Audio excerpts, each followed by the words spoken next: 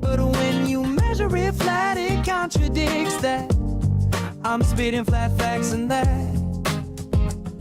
And I know you don't like that. Google Maps is flat, it presents elevation profiles like that. I'm a spitting flat earth king. Sentence has a ring, doing my own thing. If Earth was a big roast chicken, factually finger licking chicken. We just got the measurements missing. I'm spitting eggs and begs, begging the question lesson. I've said it before, time after time. I'm the spitting flat Earth king of rhyme. Welcome to Flat Earth Debate, Uncut and After Show. I'm your host Nathan Oakley, and if you are new to this channel, or you've not done so already, then be sure to subscribe. Hit the bell notification icon and join button if you'd like to become a Nathan Oakley 1980 channel member and keep up to date with the Flat Earth Debate. If you would like to support the channel, there is a super chat that runs alongside each of these shows while they premiere, and there's also a coffee, Patreon, crypto and thanks button in the info box below the video. Speaking of Patrons, I'm going to do a quick shout out to all of you who do support me on Patreon.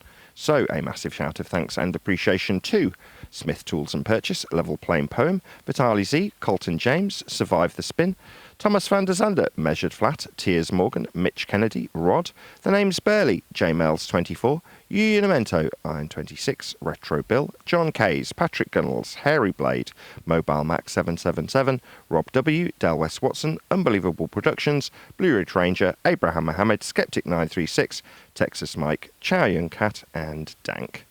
So another massive thank you to all of you for supporting me on Patreon. Links to Patreon are below this video. With that, I will hand across to whoever is in Discord and G+, so you can enjoy their dulcet tones while I set it for today's live show. I can only bear maybe 5 minutes. Nathan, the rhetoric was so on a ball. This is what you're supposed to see. And I was like, oh my God, when is it ever going to end? And the guy was sincere. Like, he was trying to find out if Earth was flat. And he just kept going. It felt like I was back in 2014. I'm like, can somebody please tell him that it's measured that way? Nope. Yeah, once you see it, you can't stop seeing it, which is to say that the rhetoric has been designed to only argue about whether or not we're on a ball. Hasn't it? Amazing. Yeah, absolutely. And if you argue within those confines, you're tolerated. The moment we started to move away from that rhetoric, the censorship level went absolutely off the scale. Yes, I remember. And then what happens with that is when you let that happen, then they had to go through everything. Gravity, I mean, the whole 9 yards. Yeah. As long as you're arguing about whether or not you're on a ball, then, like I say, that's tolerated. Saying it's just flat and pointing out the prerequisites that everybody uses, ball or flat, isn't tolerated. You need to be able to use those prerequisites to suggest you're on a ball. You need to be able to use sea level for a ball. You need to be able to use height off surface level for a ball. You need to be able to use horizontal linear distances for a ball. You need to use a downward vector for a ball.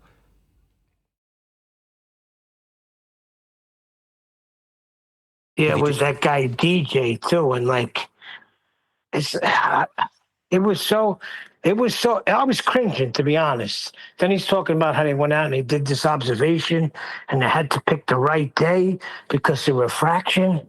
I'm like, oh my God, just say it's measured flat and you don't have to deal with any of this stuff. Yeah. I mean, maybe that'll change in the not too distant future. Maybe people will get hold of my book, read that and realise that because of it having it intertwined with all of the globe rhetoric. So throughout each chapter, when I'm pointing out some of these arguments, what was it that you said that the argument was about? Gravity? Yeah. So if you're going through the gravity chapter, you'll be reading about how Earth's measured flat for a downward vector, perpendicular to a plane of reference. You read that, you can't... If you're a flatty and you're already bracing against sphericity, and you think you're doing a good job of bracing against sphericity by saying, well, if Earth was a ball, then it would be doing this, and it isn't, then you realise, well, if Earth was a ball requires me to utilise flat Earth measurements to suggest that if it was a ball and then suggest how it isn't. Like, you can skip it all. Yeah, that's why I have high hopes for the book, because I think you take care of that. I think you cover it well. So I do, but not been a book like that yet. it doesn't necessarily mean it's going to do well, first and foremost. Let me just change this Hangout so it's open to all. Hold on. Doesn't necessarily mean the book will do well, but there's something else. There's another issue, which I'll go through on this video that we're going to cover now. What I'm going to do is I'm going to go on camera, because then I can get away with not having to press pause all the time. See that? What do you mean another issue? Bad? No, a societal issue or a humanitarian issue, whatever you want to call it. My little video. There we go. There's me. Okay, so this video is called How Intelligent People Deal with Stupid People. Schopenhauer. See that? Yes. Hey, Len.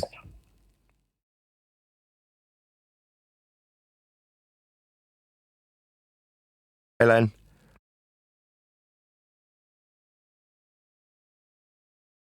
Okay, then. Hello. Hello. Oh, sorry, I couldn't hear you over the tractor. No worries. Yeah, I'm all right. I'm just going to play this video. Tell me if you want to pause at any point and comment. No sound. Hold on. Hey, Arthur.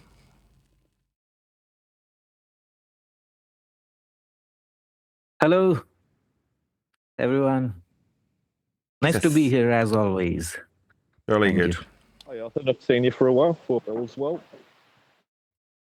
Yeah, I've been around on Discord, but I'm there on Discord whenever I can't be very regular, and I can only listen and sometimes say things.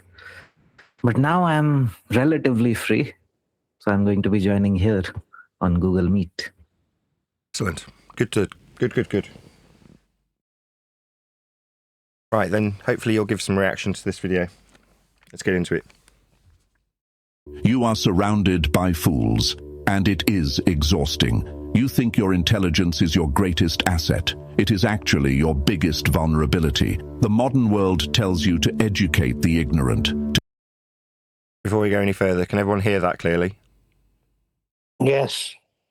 Discord, can you hear that clearly? Yeah, we're good, Nathan. Really good. To use logic to find common ground. Arthur Schopenhauer knew the brutal truth. Logic is defenseless against stupidity. Explaining your mind to a fool is not noble. It is intellectual suicide. There is a hidden, almost ruthless architecture to neutralizing the willfully ignorant. A method the most dangerous minds in history used to disarm fools without ever giving them the gift of the truth. Once you understand this mechanic, you will never be drained by a lesser mind again. You know the ache. You are sitting in a room, perhaps a boardroom, a family dinner, or a digital battleground, listening to someone speak with absolute, unshakable confidence about something they completely misunderstand. You feel the pressure building in your chest. Your brain instantly maps. Say again? Yeah, that's what happened to me when I was listening to Discord on Saturday. Out the flaws in their logic. You gather your facts. You prepare your argument. You lay it out perfectly, expecting the light of reason to wash over their face. Instead, they stare at you. They blink. And then they double down on their original absurd point.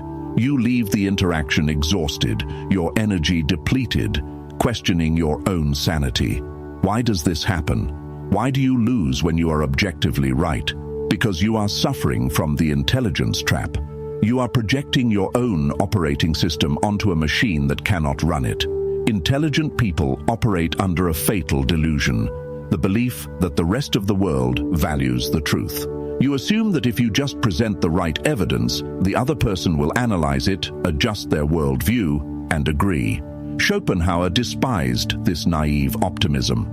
In his blistering text, The Art of Being Right, he observed a dark, unyielding law of human nature. People do not argue to find the truth. They argue to establish dominance. I think we're going to go with you guys. Ad. Psychology calls it the Dunning-Kruger effect. Yeah, it was profound. It was one of those, I just clicked on it randomly and then I'm like, found myself nodding along with it and thought, I'll cover this on Monday. Why not? The cognitive bias, where people with low ability possess a hallucinatory level of confidence. But understanding the graph is not enough. You must understand the gravity of it. Ignorance is not a passive state. It is an active, heavily armored defense mechanism. When you introduce logic to a fool, they do not see an opportunity to learn. They see a threat to their ego. And the human ego will burn down the entire world before it admits it is wrong. Sound familiar? Yeah, that's right on point. The only thing I'd say in our category, it's really not logical, but I understand what he's saying. Daniel Kahneman, in Thinking, Fast and Slow, When you say it's not logical, you mean it's based on measurements and empiricism as opposed to logic. Is that what you're saying? Correct. divided the mind into System 1 and System 2. System 1 is fast, emotional, and instinctual. System 2 is slow, deliberate, and logical. Stupid people are prisoners of System 1. They live there. They feel an emotion, attach a fast opinion to it, and call it a fact. You, the intelligent person, are trying to use System 2 on them. You are offering nuance. You are offering data. It is a translation error. You are speaking mathematics to a barking dog. That was the line that I heard. I thought, I'm covering this on Monday. Yeah, that's a good one. Because we run into a lot of you are barking doing dogs. all the work. You are spending immense caloric energy crafting a perfectly reasoned argument, while they are spending zero energy simply refusing to accept it. They drain you not by outsmarting you, but by outlasting you.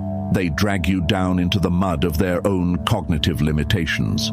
Schopenhauer recognized this 2 centuries ago. He realized that truth has absolutely no currency in a debate with a fool. So, what do? If logic fails and reasoning is a trap, how do you win? You don't fight them. You weaponize their own momentum. Schopenhauer understood that the intellect is a servant to the will. The will, the blind, irrational, emotional drive of a human being, always wins. When you argue with a fool, you are providing them with exactly what they want. Friction. Friction makes them feel important. Your frustration proves to them that they matter. Every time you counter their point, you legitimize their delusion. You are telling them, your idea is worthy of my time and my anger. To break a fool, you must deny them friction. How? By using Schopenhauer's most savage strategy. Do not disagree with them. Agree with them, but agree with them so completely, so violently, that you push their argument into the realm of pure absurdity. In philosophy, this is akin to reductio ad absurdum. In dark psychology, it is simply handing a man enough rope to hang himself. Imagine a colleague who insists that all modern art is a scam and that anyone could paint a masterpiece. The instinct of the intelligent person is to argue about technique, art history, and subjective expression. Stop. Instead, lean in. Nod slowly. You are entirely right, you say. In fact, since it is so easy, we should quit our jobs today. We will buy some paint this afternoon. You can do the canvases. I will find the gallery. We will be millionaires by Friday. Why are we even sitting in this office?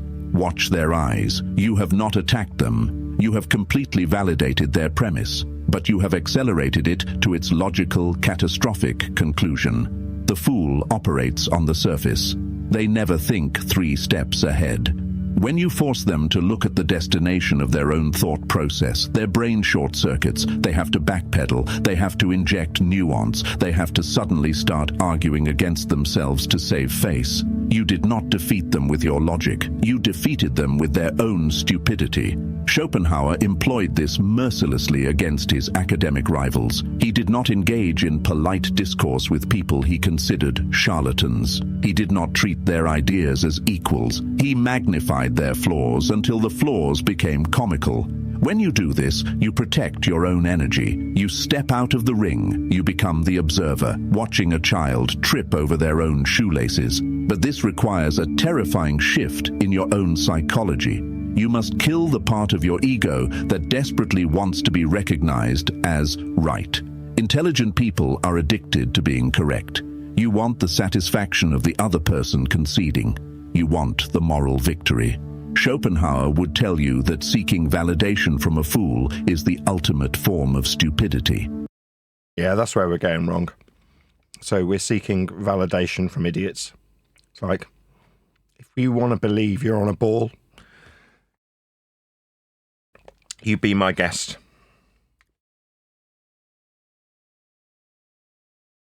Why do you care if a lesser mind acknowledges your brilliance?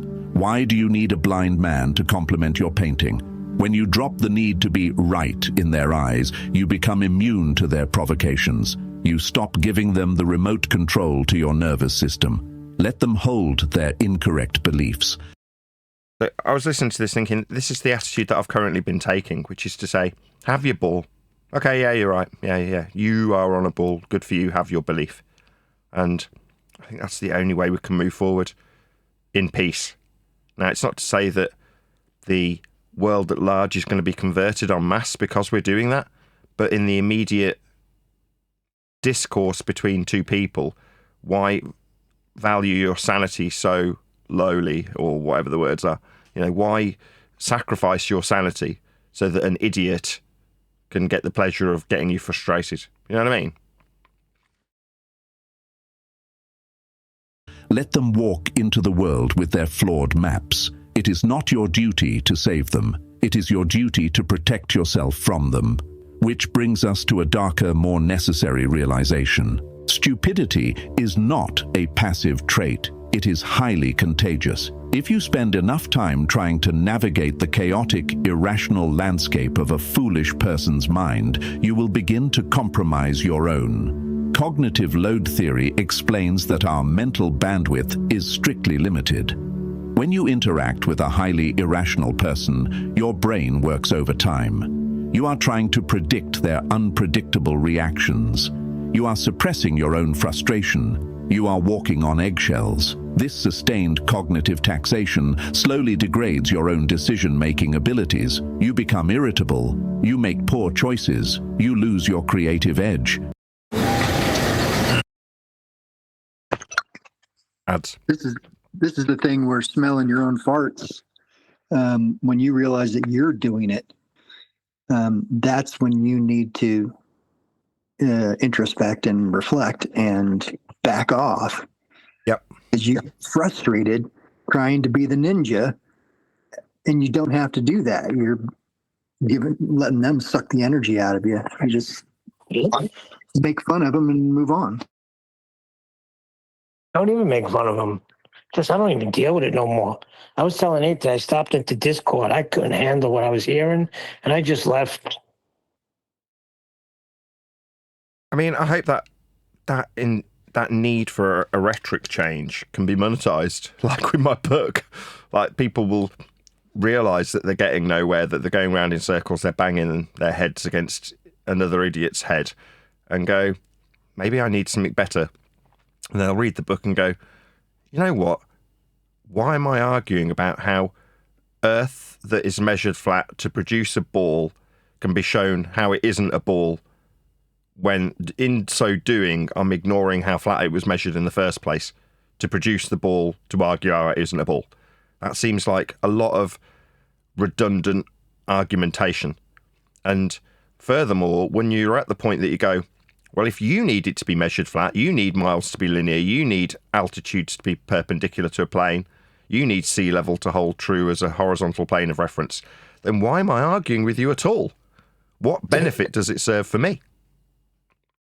Exactly. And hopefully the book does what it's supposed to do. To be honest, I've been thinking about it. And I think this is what's holding it back. People still arguing it. It's like, if you're arguing it, are you really sure yourself? No. Like, I know they heard measured flat. They had to. I don't think people believe it. You think it's so simple that they just can't handle it? Like, it's got to be more of that type? Yeah, that's what we experienced. I mean, in a way, we've got to offer some gratitude to our compadres who offered that opinion initially, right?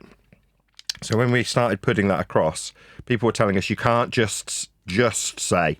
That's the important phraseology. You can't just say it's measured flat.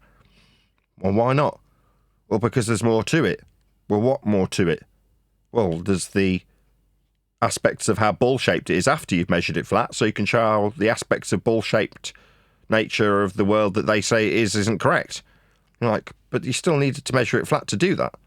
Yeah, but that means you're making the argument redundant. You're like, yeah, isn't that the purpose? Isn't that what you wanted? Didn't you want a silver bullet? Didn't you want everybody who initially saw the notion of Earth being flat as ludicrous and then rebelled against it and braced against it violently, to then move on to the third stage and accept it as having always been the case? Well, when it's shown to have always been the case, that is to say, it always was, always will be, and is currently being measured flat by everyone who measures Earth, they're just not the people in the debate. They're conspiracy theorists or fart-sniffing dweebs. But they're nothing to do with measurements, are they? So who cares? No, Nathan, I'm sorry. Good. I was going to say, you're 100% correct. Everybody did want a silver bullet, but I guess certain people wanted the silver bullet to be Lord, so they could be the king, like you always say. Because it doesn't matter to me. It's so obvious to me now that I think back at the debates I was in. I'm like, why was I wasting my time? But some people wanted that silver bullet, but they didn't want it for it to end them. You know what I'm saying? Make them redundant. Now you're going too far. I want the silver bullet just to hit them, but I want to always be holding it and firing the shot. Yeah, they don't want it to be nice and simple. They want it to be complicated enough for them to understand, and there to be a need to have to explain it to the next man. Therefore, they have a purpose in this discussion. Their purpose is important, and therefore they have value. Because when we say, you're inconsequential to the discussion, it's measured flat regardless of whether or not you know it or not. In fact, I'll go the other extreme. Carry on believing you're on a ball. It doesn't matter if you believe you're on a ball. It'll still be measured flat regardless of your belief. Yep. So from that perspective, they suddenly feel like I've robbed something from them because they got to feel like they had special secret knowledge. You're like, why? It was only shrouded in mystery because it had value. If something is so simplistic and can be monetized, that's land, then you'll turn it into something more complicated than it is so that you can retain the simplistic knowledge and monetize it. That's what's occurred. That's what happens with the maps and the surveying and the territories that are owned, just not by you. So when you go, well, okay, well, how does this actually break down? Like most things that are true, they are very simple. And this is no exception. It is very simple. But like I say, like you say, people don't want to hear that. That's why I used to get frustrated with Jin when he'd say, yes, but they need a little more. Measured flat's just not enough. I have to explain it. And break. What do you have to explain? It would take no more than 10 seconds to demonstrate how Earth is measured flat. What do you mean you have to explain and they're not getting it? It's not complicated. Right. If I just say, well, sea level's the useful plane of reference that's describing all measurements of altitude and topographical changes. It took about 10 seconds. That's not as good as saying, if Earth's a sphere with a radius of 3959 miles, then every distance to the horizon measurement can be no more than 1.2 times the square root of the observer's measured height in feet. The distance to horizon... Blah, blah. Yeah, it sounds complicated, right? And then someone goes, I don't really follow what that means. You go, all it means is that the distance to the horizon, as laid down in the begging the question proof of nothing perspective hijacking Earth curve calculator, is beyond the geometric limitations of a sphere with a radius of 3959, as laid down in those maths, as we can demonstrate with this imagery. Wow, my farts smell fantastic, don't they? Old Nathan was such a dweeb, such a freaking dweeb. I tell you what, though, this is the biggest thing, though. I was thinking about it over the weekend, but you like just humbling yourself and stepping back and saying this. I mean, I'm inconsequential to this whole thing. I mean, that's heavy duty stuff. After being in it for 10 years, to take a step back and say, I mean, nothing. It's measured flat regardless. I mean, come on. It's a downhill slope. So I've gone from 10 years ago, about that. I mean, it's been about 12 years of doing flat earthing, but about 10 years ago, we did Tracking the Sun on a Flat Earth Live. And like Simon Dan in much more recent times, I'm sure in Dan's mind, he thought what he was doing was really important. Yeah? It doesn't matter if he's thinking it's important from a changing the world in a revolutionary way that's going to bring a new technology like I described in previous shows, or if he thinks that he's changing the world because he's ridding the world of the irritating flat earthers who are ruining everybody by their lies and deceit. In some capacity, Dan thought he was changing the world, just like I did 10 years ago when I measured and tracked the sun, right? There's very little difference in terms of how much actual influence either of us will have had on the world.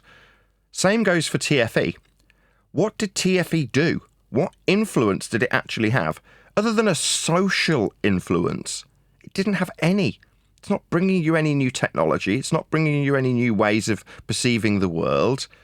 If anything, it's reaffirming a religious belief that's already died in the woods, established throughout the Western world or the majority of the known world anyway. So what's it achieving? It's not achieving anything. So when you recognise that, you go, so what is it that I actually am achieving? Well, very little. So what's the point? Well, there isn't one. You go, well, is it futile? Well, no, I've still got a channel. I can still communicate this. I can still have the same social impact. That is to say that internally people will hear this information and go, really? It's flat? You go, yeah. But then the panic you can alleviate. You can actually have some helpful assistance to that person that suddenly starts to panic and go, oh my God, that changes everything. You go, no. No, it doesn't change everything. Unless you're about to go out and make a new map or make a new time system or a new calendar, unless you're going to study the stars and come up with a new system to explain their movements, no, you're not going to make any difference. You'll still have to pay your mortgage. You knowing it doesn't make you special. Plus, knowing it and applying it to the people who actually know it and apply it, they perceive themselves to be dull. I mean, there's only been a couple of examples so far, but the map channel and the guy that was the surveying channel both alluded to the same things, one with sarcasm, one quite directly. The map making channel alluded to it by saying, you might find this tedious, or I'm sorry if I'm boring you. I can't remember how I phrased it, but he made it pretty explicit that what he was going through could be perceived to be boring. You're like, right. So when it comes to the actual practical application of this stuff, it's dull. Nothing exciting about knowing how flat Earth gets measured. Same goes for the guy surveying. He's like, oh, I do this for recreation. You're like, no, you don't. Now, you work, you enjoy, and there's nothing wrong with that. But it's not like making a platinum album, is it? It's not that exciting. It's not like going out on tour with Guns N' Roses. You know, it's not like you're a roadie. You know what I mean? Now, I mean, my brother-in-law's a roadie, right? He works with bands. I could ask my wife which bands. I can't remember any recent ones that he's worked with. Paul, are you in the kitchen? No. I'll ask her when she comes past. But he goes out and he goes out and he humps and dumps tour equipment and goes out around the country and around Europe touring with bands, setting up their equipment and, you know, rock and roll lifestyle, very much so. And the stories he tells are exciting. The people he meets, you know, when he talks about bumping into Dave Grohl, you're like, wow, really? Like, what's he like? You know, in other words, it leads you into wanting to ask him questions about what he's done and who he's met because it's exciting. But the guy who's surveying, you're like, surveying? Wow. Have you met... I can't think of a single surveyor's name. You know what I mean? It's not exciting. And that's understandable. But that means that when you contrast it to the perception of being special and exciting from flat earthers, you go, no, the people who actually practically apply this, the people who've actually got something to do with this information, they're actually applying it to the Earth's surface. They think it's boring. They'll confess to that fact, won't they? Yep. And you know who said it was more of a social experiment? Duffy said that himself about TFE. What did he say? It's a social experiment. Yeah, I mean, this is social influencing as opposed to measurement. So, you know, when you're measuring in a social structure, there's no practical reason to do it. It's not like they charted Antarctica, is it? So it's like, well, what did you achieve? It was already the perception that we had a 24-hour sun there. You measured Earth flat with elevation angles. So what was the outcome? Did you give us a new calendar? Did you give us a new time system? No, it didn't do any of those things. So what did it actually achieve? Very little, if anything. Just a bit of social influence that very quickly faded into obscurity. Nobody cares anymore. Even themselves, they said it would be final. And then they're still hanging around. It's like, you're the guys who put punctuation marks after the things that you do. Like, this will be the last thing. How many times have you seen a thumbnail that says, this will be the end of Flat Earth? If I had £1 for every time someone said, this will be the end of your channel, this will mean you'll have to shut yourself down and disappear. And then they come back crying, why are you still here? And you're like, because it's still flat. Why would it go away? I mean, maybe that's... Well, that's it. Go on. That certain person constantly, every day, gathers people together and tries to get your channel shut down. And it caused a big freaking ruckus in my house because somehow my son and I have the same Apple account or something. And he was able to see that somebody had mapped out my address. I was threatening to call the cops, say I'm selling drugs, and I have kiddie porn on my computer. It was my youngest son that seen it. And it was like a big thing in my house. I'm like, are you freaking serious? I had to freaking get on Jem Pandas and freaking rip this guy a new asshole in front of everybody. Jem wasn't there. But he's a prick. He can't handle it. You know who I'm talking about. I don't even want to give his name any credit. But I told him this shit's got to stop. Because you can't handle that Earth is flat. You're going to say these stupid things when my son sees it and he gets scared. It's a kid. It's outrageous. Anyway. Yeah. Good. Whoever that was. I think it was me. I was just saying it's a shame that this has to be done. I had to freaking sit my son down and tell him the guy's just a freaking idiot. Fear not. But anyway, yeah. Your intellectual capital, Schopenhauer was notoriously solitary. People called him a misanthrope. They said he hated humanity, but read The Wisdom of Life. He did not hate humanity. He was simply ruthless about his mental diet. He wrote, "To marry is to halve your rights and double your duties." He applied the same harsh mathematics to human interaction. To engage with a fool is to halve your intelligence and double your exhaustion. He developed the famous porcupine dilemma. On a cold winter night, porcupines huddle together for warmth. I don't agree with this analogy, only because he's compared it to marriage. So, I mean, even if it was true, it's like, well, the motivation for marriage isn't to alleviate yourself of stress or strain. It's for love. There's a very different motivation for doing it. And your wife isn't a prickly porcupine that you can't cuddle up to. Mine's very soft. But their quills prick each other, forcing them apart. They are trapped between freezing in isolation or bleeding in intimacy. I don't tend to bleed. I mean, my wife does occasionally get a bit rough. The intelligent person must master this distance. Sorry, Neil, say again. But I was saying my wife is nice and soft. I don't know what this guy's talking about. And you marry because that's how you become one flesh. Remember in Jerry Maguire, you complete me? That's true. Yes, absolutely. I like watching videos just because they entertain me about the dating scene. So it's kind of like reminiscing about back in the days when I was on dating applications and meeting women. I'm sure I've mentioned it a few times. Well, I, as entertainment value goes, find a high degree of entertainment in those sorts of shows on YouTube. And when I watch them, I hear people moaning about the opposite sex. And I think, yeah, there's a lot of people that are incompatible with you out there, like a lot. And you have to work quite hard to find somebody that you truly love. And when they're talking about this, some guy said to me, he's like, women need to be like women and men need to be like men. I'm like, well, that's utterly profound, isn't it? Yeah, but you just need to find somebody that you actually like and would enjoy spending the rest of your time with. Then there's a good chance that you won't be unfaithful. You won't be wanting to look for something, a better deal, I think they call it. You know, you're not going to look for any of those things. But it does require a certain degree of effort to achieve those things. And most people haven't got the time or the inclination to do it because they're being preoccupied with other things that are sold to them as being more important. You're like, I don't know, I saw reproduction as very, very high value. Therefore, finding somebody that I wanted to raise kids with was of very, very high value. But if I just saw all women as porcupines, then there's a good chance that you're going to be sad and lonely at the end of that process. So from that perspective, I don't actually agree with this comparison. Glad it's in the pre-show. You cannot avoid stupid people entirely. They are your managers, your clients, your neighbors, and sometimes your blood. But you must establish a psychological quarantine.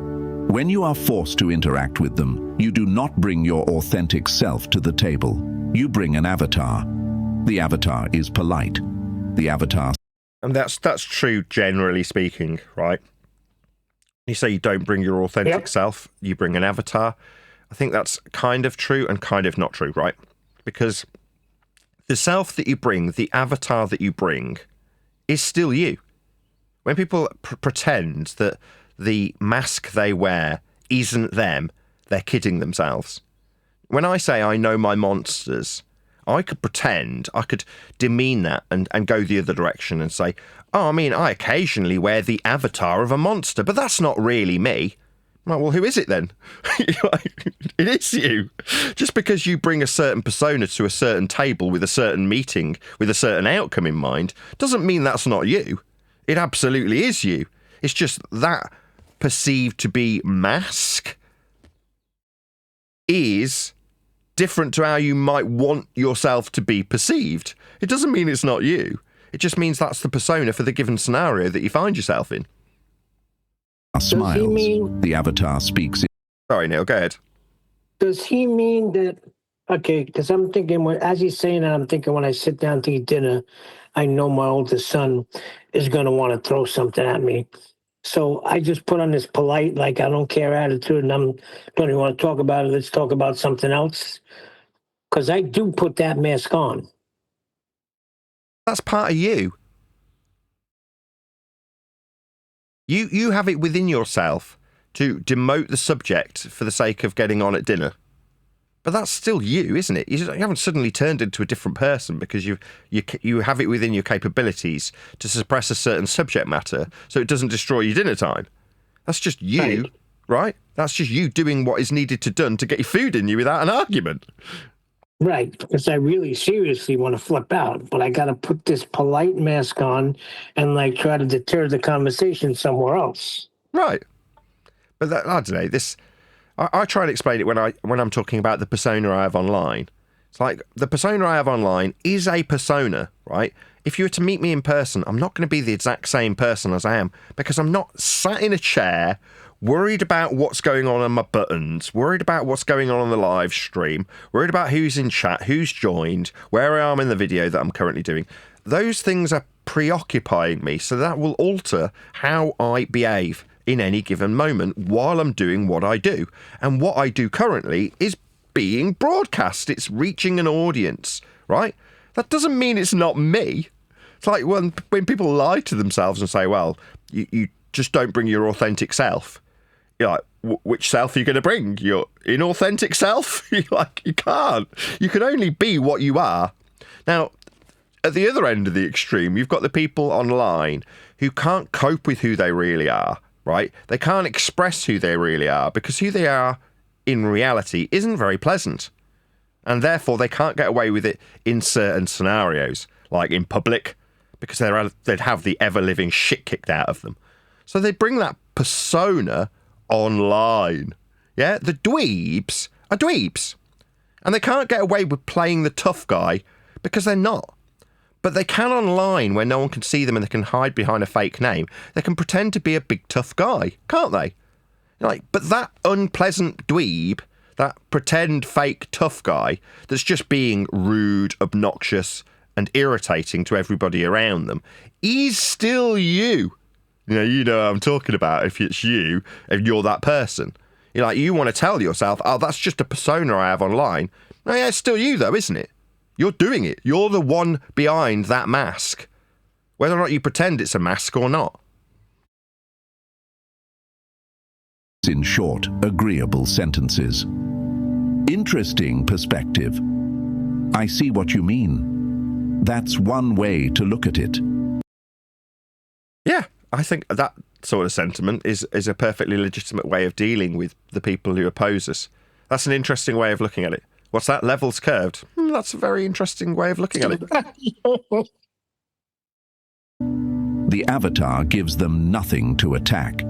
The avatar is a mirror, reflecting their own noise back at them. Yeah, that's a better analogy. You're holding up a mirror to them. So recently I've been the aggressive dweeb, like 10 years of being told to jump off buildings and kill myself. That has been reflected back in the dweebs' faces recently, hasn't it? Describing how in public they'll have the ever-living shit kicked out of them. I did it 2 minutes ago. That's me holding up a mirror to the dweebs. Yeah? While your actual mind remains protected.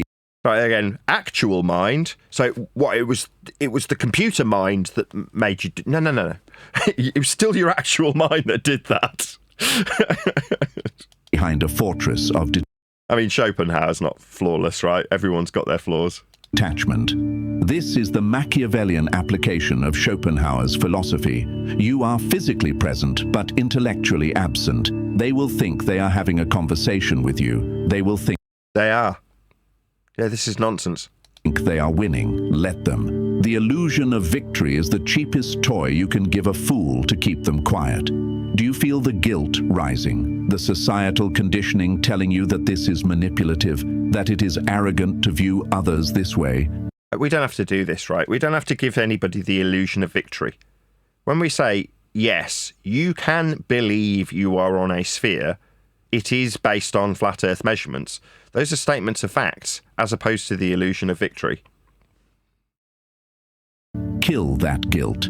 That guilt is exactly why you have been suffering. You have been treating intellectual predators like fragile victims. A foolish person who aggressively insists on their own ignorance is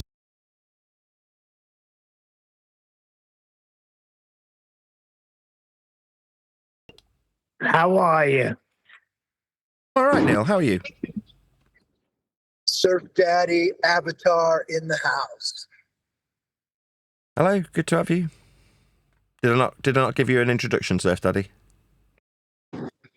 Yeah, you did. I was just announcing that my avatar is now in the house. Oh, well, very good. Good to see you. We're covering a video, in case you can't tell, because it's already on screen. We're already about, I don't know how many % of the way through it we already are, but we're certainly a chunk, maybe a third of the way through it already. 10 minutes of 27, more than a third of the way through. So we're probably going to continue with that straight away, unless anybody's got anything generally they wanted to cover at the beginning of this live stream. We've been off for a few days, thanks to the weekend, not because of anything unusual particularly. So did anybody have anything they wanted to bring up before we get back into this video? Now we're live. Just before you get on, how's it going with the book? Because people want to know. Okay, I'll come back to that. Did someone else want to add something? It's something related to this very video that we were watching in the pre-show.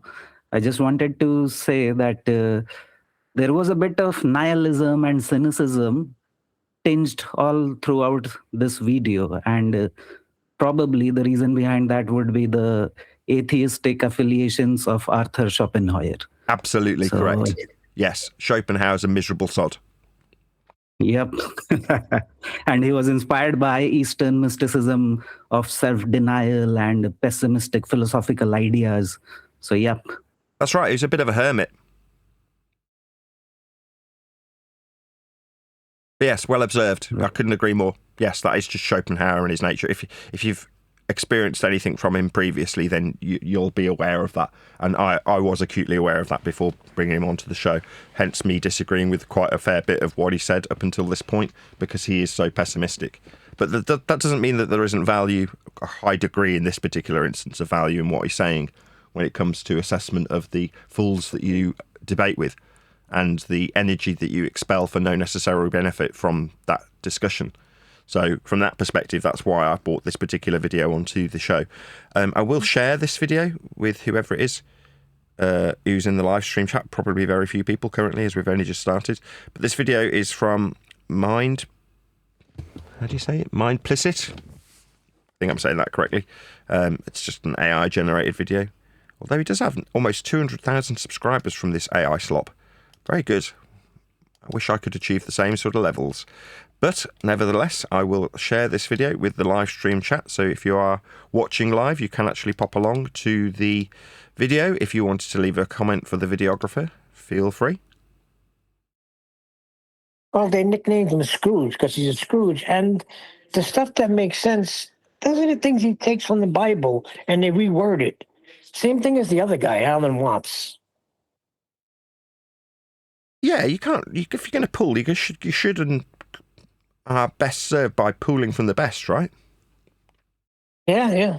But everybody, they put it to like his wisdom. They take things from the Bible and they Easternize it. You know, sort of like how they take flat measurements and globalize it. Yeah, couldn't agree more. Do you fancy doing me a favor? Who's got the live stream chat up? I do. You want to read out some of the messages from live stream chat? You feel free. I watched a show, in case anybody's not aware, I'm a bit of an audiophile, having worked in the audio industry for a number of years. Majority of my life, actually, before doing this. That's what I did. And as a result, I'm still very much interested in that particular subject matter. And throughout my career in audio, there was a lot of myths and smoke and mirrors that were used to flog equipment. And I used a lot of those smoke and mirrors, not necessarily completely aware that they were smoke and mirrors. I was believing my own bullshit to a certain degree. Now, there's a certain YouTube videographer called Robot Underground. And now this guy makes subwoofers. That's all he does. He makes subwoofers and sells audio equipment to people who like putting bass in their cars.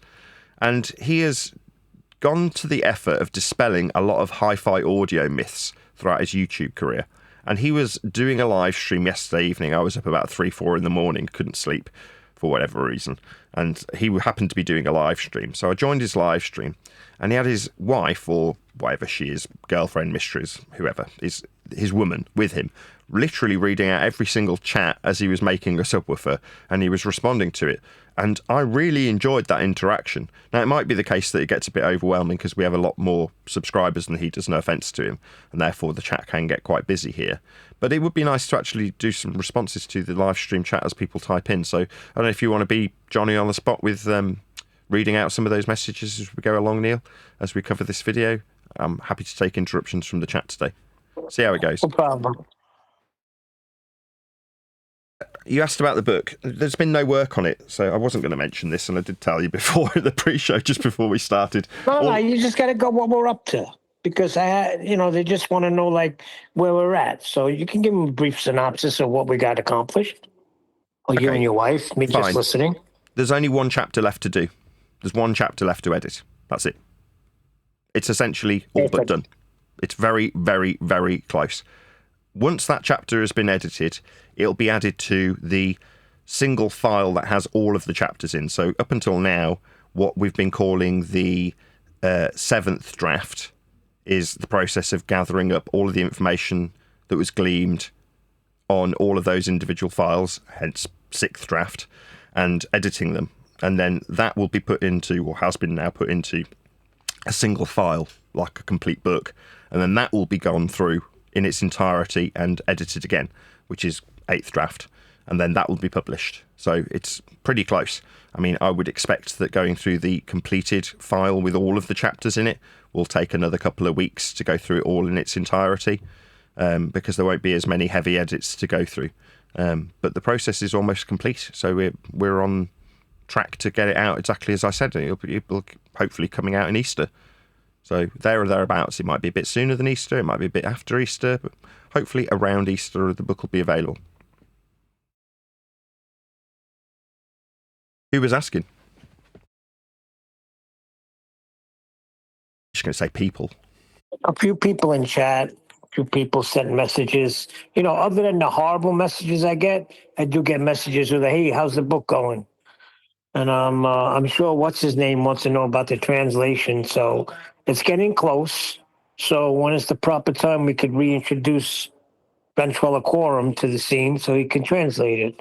But one chapter left, man. That's outstanding. Yeah, I would expect to get Ventriloquorum. He's the guy who's going to be doing our translation. So for the audience's benefit, Ventriloquorum is a guy who did the translations for Eric DeBay's books, and he has offered to give me his services in the same respect to my book and translate it.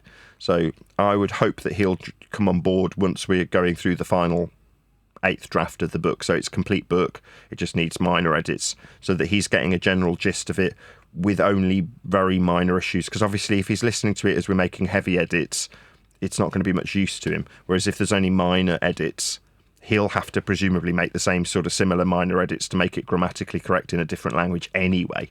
And those are the kind of minor edits that I'm talking about when we go through it in the 8th draft.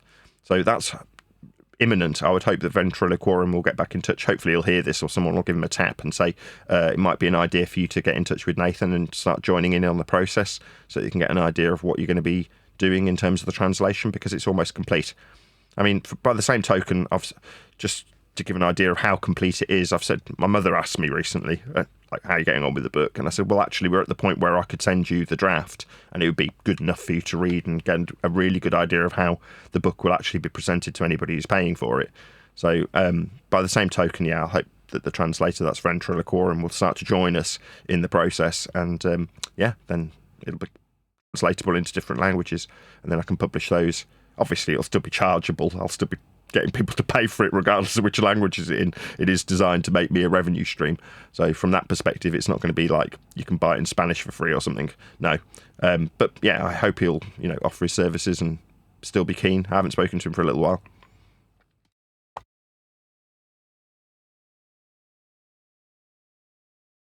Right, was there anything else, or should we carry on with this video? Carry on, mate. Okay, I'm going to put myself on screen so I don't actually have to constantly pause the video.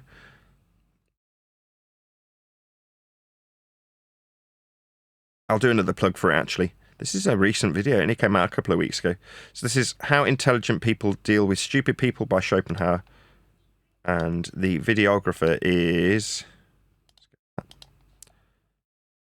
Mindplicit, if I'm saying that correctly. So yeah, go and give the videographer some love. He's a considerably larger channel than our own, but nevertheless, everybody loves a bit of YouTube love. So please offer it to him. Let him know at Nathan Oakley 1980 sent me with a polite comment that doesn't immediately get removed by the YouTube algorithmic bots, or indeed by the videographer themselves if you're antagonistic or passive aggressive or whatever it is that you feel the need to be when you're passing on the love. Just give him a nice comment and let him know at Nathan Oakley 1980 sent me. So as I say, this is How Intelligent People Deal with Stupid People. We're already about a third of the way through the video. Who aggressively insists on their own ignorance is not innocent. They are a hazard.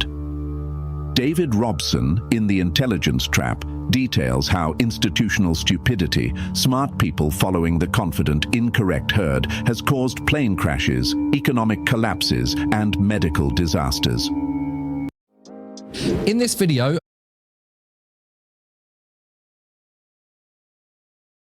Stupidity is dangerous. You do not owe it your vulnerability. You do not owe it your energy. You must view their ignorance as a force of nature. You do not argue with a hurricane. You do not try to educate a flood. You board up the windows. You seek high ground, and you let the storm exhaust itself. But what happens when the fool has power over you? What happens when the irrational mind signs your paycheck or holds the key to your promotion? This doesn't apply to us if we exclude YouTube. So YouTube algorithmic bots have a certain degree of control over me as a YouTuber. But for anybody watching this, this is simply not applicable when it comes to this subject matter. Right, when it comes to flat Earth and how it's measured, there's nobody in charge of you that can have any influence over you. That works both ways, though. It means that you little fart sniffer, you don't have any influence over it either.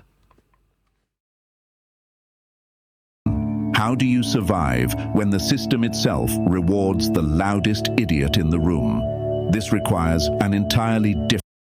You know what I mean? So the loudest idiot in the room is Professor Dave or Simon Dan.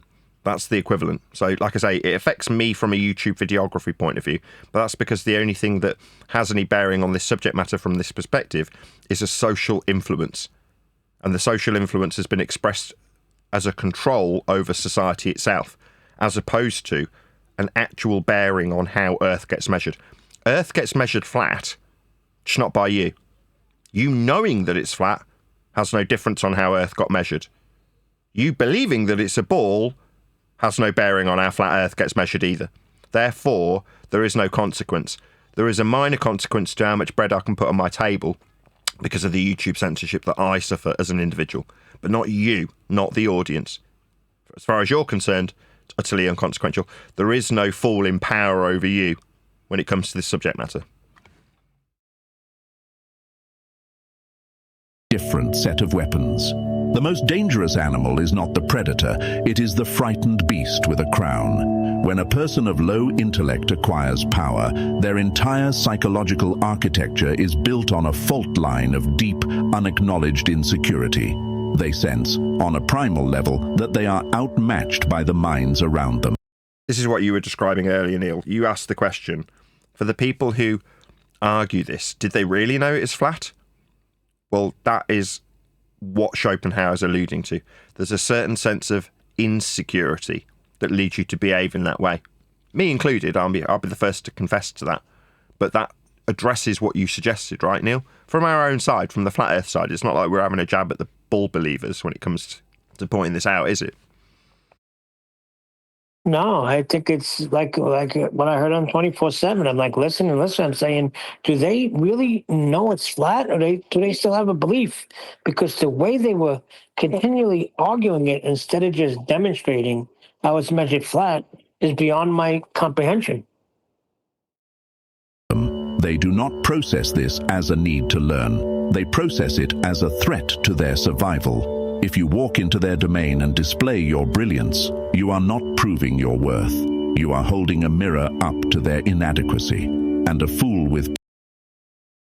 That's what's costing me at the moment.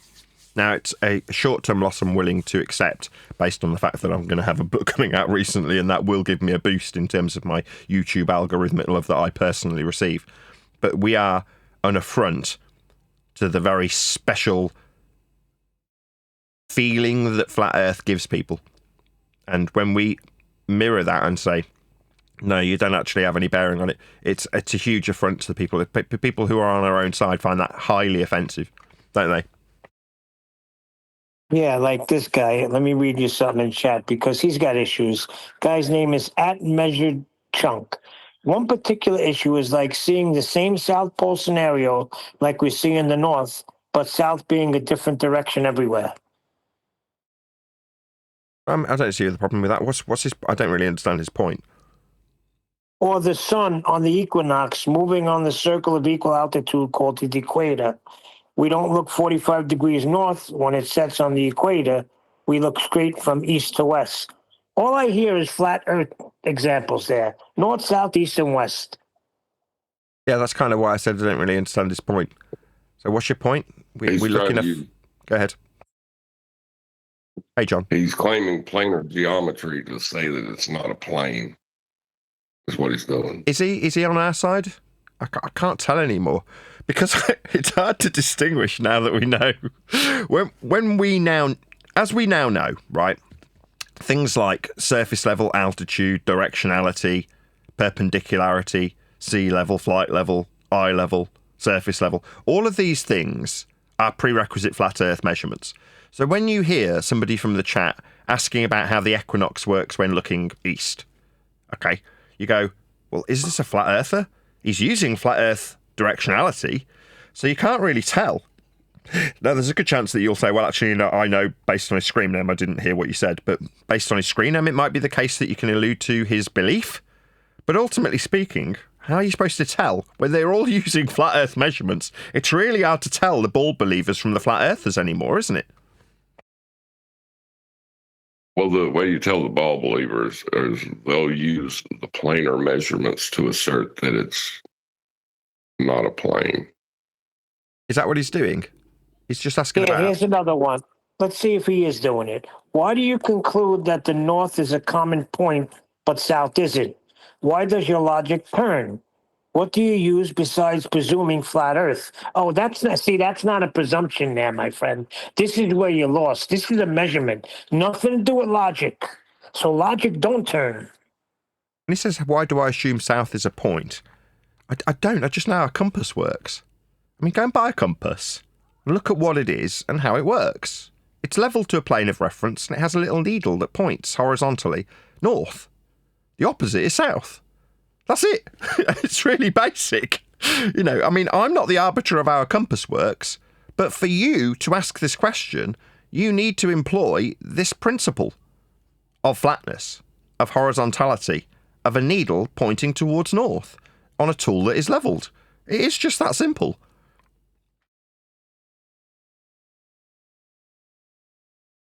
Power will shatter the mirror to avoid looking at the reflection. Schopenhauer was brutally clear about this dynamic. He wrote that to display conspicuous intelligence or outstanding qualities in the presence of mediocrity is an unpardonable sin. Yeah, that's the problem. Us boiling this down to absolute simplicity is an affront to the people who are on our own side currently. So just saying Earth's measured flat was initially met by, you can't just say that. Yeah, you can. Yeah? If I say a compass is just flat, it is leveled to a plane of reference, that is how it functions, that's not complicated. It's just how a compass works. Now, for somebody out there who says, well, no, it's not that simple. Why are you saying that south is not a point or is a point? It's like, I'm not. I'm just pointing out how a compass works. Now, how a compass works has got a crucial word in that statement. Works. That is to say, it is put to practical effect. It does work. Yeah? So when you're talking about tools that do work, and they are ipso facto horizontal, there is no debate. It's just how it is. The mediocre mind experiences physical pain in the presence of greatness. It triggers a secret, gnawing hatred. They will not attack your intelligence directly. They will attack your character. Yep. So what is it that Neil was saying in the pre-show? He's got people claiming he's a drug dealer and that he's abusing kids. What a shock. Yeah? So they won't attack horizontality of a compass. Then I suggest that Neil's a drug dealer and that he's abusing kids. Yeah, that's what they'll do. They'll attack your character. Well, this guy might, because what he's saying is, if I measure my son's flat Earth directionality, shouldn't we look 45 degrees north if we want to navigate? Sorry. Again, you're given a direction north. Why are you suddenly the arbiter of this? Why am I the arbiter of what the sun does and how it's measured in a given flat Earth only directionality? Once we have pointed out how flat Earth the directionality is, and you are using it, that is the end of the discussion. I'm a YouTuber. Did you want to go and find people who have actually utilised the sun and its movements to develop a system that's time and argue with them? Because you're barking up the wrong tree. You know, why are you appealing to us for how these flat Earth prerequisite measurements have been applied to the systems that were already in place? You're barking up the wrong tree. Well, because he says from west, because you all claim the GP is on a circle, but we see it only going straight. GPs are on a circle. It's called a circle of equal elevation. Again, you're barking up the wrong tree if you don't like what a circle of equal elevation is. I'm not the arbiter of circles of equal elevations. Neither's Neil. How a GP functions at the zenith point of a star on the surface, it's a ground position. That's just what it is. Again, I am not responsible for these things. They are flat. And me pointing them out from a social perspective means that people can hear how flat Earth is being dealt with as a fact. But that doesn't make me the arbiter of it. It doesn't mean that you can argue with me about it. And I'm not going to argue with you about it. Piss off and argue with somebody who has some consequence on how these are functionally applied to the time system that we use. Now, I didn't create that.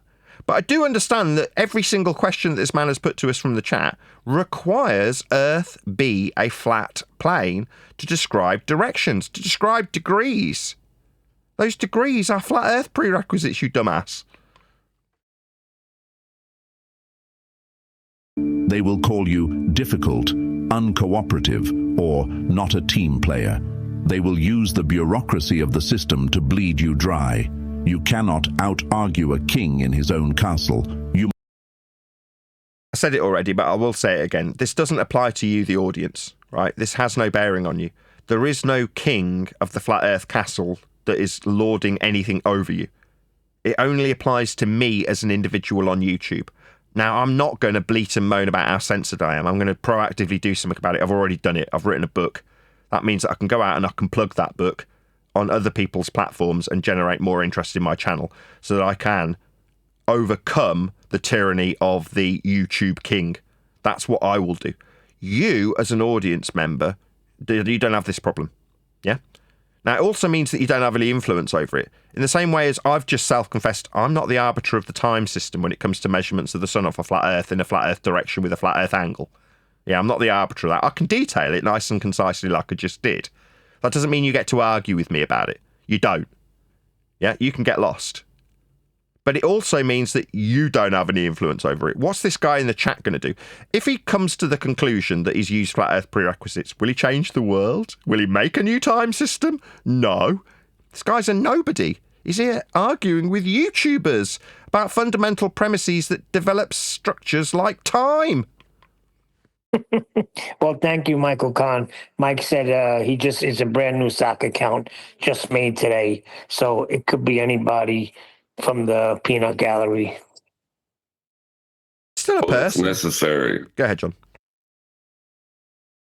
For the religion that they're part of, they must destroy knowledge so that they may assert their belief. That is their sole purpose here. Can't though, can they? That's the biggest problem. Yes, in an isolated, socialized structure of flat Earth, where it's conspiratards versus fart-sniffing dweebs, then they can attempt, in that isolated system, destroy the knowledge of a flat Earth in order to punt their belief of a ball. However, in reality, the Earth's surface was measured flat to produce their ball. So they can't brace against it, can they? That's an impossibility. You must outplay him. Look at the blood-soaked history of the three kingdoms. Yeah, that's what I've just described. Outplaying the YouTube algorithm. Yeah? Produce a book, go out on other people's channels, and then the YouTube algorithmic censorship is less effective. That's all I can do. Outplay the king. The king being the YouTube algorithm. That's what I need to do. But as an inconsequential YouTuber trying to grow my social status and my social influence and my money stream, that's what I'm trying to do. As opposed to the delusional idiots who come here in chat and argue with us like we have some bearing on how time works, how the sun moves, how it's measured on a flat plane, or how a freaking compass gets leveled. Yeah, we're not the arbiter of any of those things. Now, that might seem to the people who are on our own side detrimental to the oh-so-superior knowledge that they thought they held. They didn't. The people who are actually out there measuring Earth flat actually find that information quite tedious. We've heard it a couple of times from people who are describing how, oh, well, in a sarcastic tone, I measure my ground flat recreationally. or apologising for how describing trig points is actually quite boring. Yet those are the people that are actually putting into practical application the flat earth that we measure, and they're disclaiming how boring they perceive it to be through sarcasm or quite directly and overtly. Now, the flat earthers, on the other hand, think that they've got a special secret occult knowledge. You haven't. Sima Yi was arguably the most brilliant military strategist of his era, but he found himself serving beneath Cao Shuang, a regent of immense power and staggering foolishness. Cao Shuang was arrogant, impulsive, and deeply envious of Sima Yi's intellect. If Sima Yi challenged him, he and his entire bloodline would be executed. If he argued, he would be crushed. So, can you see how this isn't a problem for you? Yeah? You understanding and knowing that Earth is flat isn't going to mean that you're going to have your family wiped out. Now, there's a perception from fart-sniffing dweebs that they can mobilise real men, that's the authorities that they aren't, to do something about us, yeah? So they contact the police about us, they contact social services about us, they put out lies about Neil being a drug dealer or me being a child abuser to the men that can do things. But that's not them. They don't actually have any influence. They're not real men. They're low-value individuals that appeal to other real men to do their dirty work on their behalf. They try and weaponize those real men, the men who do have true authority. They're not successful in it. They certainly haven't been successful against me, claiming I'm a child abuser. I'm not. But they've attempted it unsuccessfully. Why? So that this limited arena of belief can be isolated away from the individuals exposing the truth in a social setting. It's inconsequential though, isn't it? You're still going to measure Earth flat with a compass. West is still going to be flat. North is still going to be flat. East is still going to be flat, and so south. Those things will never change. Sea level will still be the arbiter of the plane of reference used to acquire perpendicular heights from it. You're never going to change that. And ever. Doesn't matter how much I talk about it, and it doesn't matter if you want to challenge me on it. Because if you challenge me and I buckle under the pressure and stress of being called a child abuser, not the argument, is that going to change anything? Is that going to mean that there's an alteration to sea level or compasses? No. Like I keep saying, these people who we've opposed for the last 10 years, we were also barking up the wrong tree arguing with them like we were going to have some consequence on the world and how it's measured. Most things that are true go through these stages if they're being suppressed. That is to say, initially they're treated as being ludicrous. When most people came to this subject, they went, nah, flat Earth, that's stupid. What a bunch of idiots. Why would anybody believe that? That's ludicrous. Then they report us to social services and claim we're drug dealers. Yeah? Violently opposed. Then the third stage, which we're just on the precipice of, is accepting it as it was always the case. You, in a social setting, accepting it as having been known to be the case always anyway. Well, given that it was the case always that Earth was being measured flat, it created your ball belief. It's easy to see how societally people can take that very small step forward and go, yeah, I always knew it was flat. It's not like I don't know what sea level is. That's just around the corner. But it isn't necessary. That's to say, I don't need to change the world into a flat Earth belief when it's already being measured flat. The fact that there's a social debate going on about whether or not it's ball-shaped, when the ball that the people who are arguing for that particular position is required to have flat Earth measurements build it, means that the entire debate becomes moot. You just don't know that yet. That's not going to mean that there's going to be a loss of jobs when suddenly the whole world wakes up to how flat Earth was being measured anyway. It was being measured that way anyway. Who cares? Sima Yi executed the most humiliating and effective strategy in the history of warfare, the submission gambit. He faked senility. When Cao Shuang's spies came to check on him, Sima Yi acted the part of a dying, pathetic old man. He purposely dropped his soup, letting it spill down his robes. He pretended he could not hear. He confused names. He looked entirely broken. The spy reported back to Chao Shuang. The foolish regent laughed. He felt superior. He felt safe. He stopped viewing Sima Yi as a threat and lowered his defenses. The fool's ego was satisfied. Months later, while Chao Shuang was out on a hunting trip. Yeah, now I've got to make this disclaimer. So again, by contrast, we're not a threat. What are we threatening? How flat it gets measured? It was always being measured flat.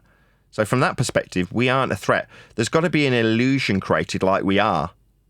So we have in the past heard how if suddenly flat earthers take a hold, that there's going to be jobs at risk and that there's going to be a societal collapse because of it.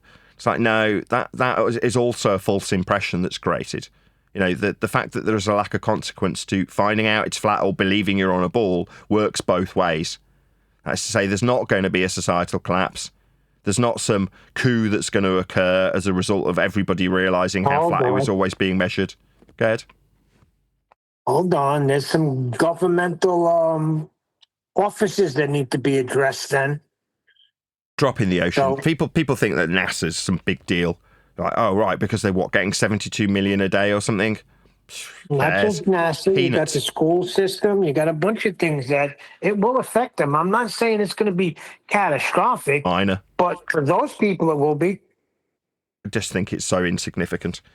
Yeah, the amount of money that people think NASA's consuming, they think that's consequential because to them it's a big number. It's like, to you as an individual, it's a big number. In the big scheme of things, it's irrelevant because money's almost irrelevant. You know, it's a means to an end. Now, I can have this mindset because I don't necessarily value money in the same way as everyone else does.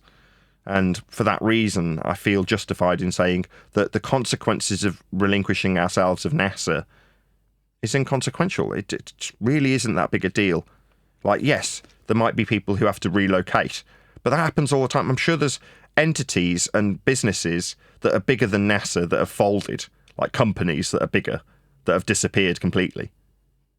And so what? People find new jobs. It doesn't matter. It's not that big a deal. People think that it's the end of the world because we'll lose NASA. Nah, I don't agree. Sima Yi dropped the act. He rose from his sickbed, orchestrated a lightning-fast military coup, and seized the entire empire. Chao Shuang lost. Yeah, that's not going to happen. Again, that's the secret king element of flat earthers, where they think they're going to seize the empire. Like, suddenly we'll take control of the madhouse. Nah. You know, get that out of your thick skull too. Yeah, you're not going to have any bearing on it. It was always being measured flat. Being unaware because there was a control structure called heliocentrism, a one-world religion, was just that, a religion to keep you under control. It doesn't mean that there won't be a new boss when the old boss resigns. There will be, I absolutely assure you. So don't perceive that once everybody wakes up to how flat it is, that will change the world. It won't. Well, it you know what already they say, being measured flat. Sorry, meet the new boss. You know, the answer is to that, right? He's the same as the old boss. Yeah, there'll be a new control structure to keep society in check. It won't be heliocentrism. There'll be a different one-world religion. Lost his head because he believed the illusion. Sima Yi understood something you must learn today. Your intelligence is not a badge you wear on your chest. It is a concealed weapon. You do not draw a concealed weapon to show off. You keep it hidden until the exact moment it is required. When dealing with a powerful fool, feed them the exact emotion they are starving for. Superiority.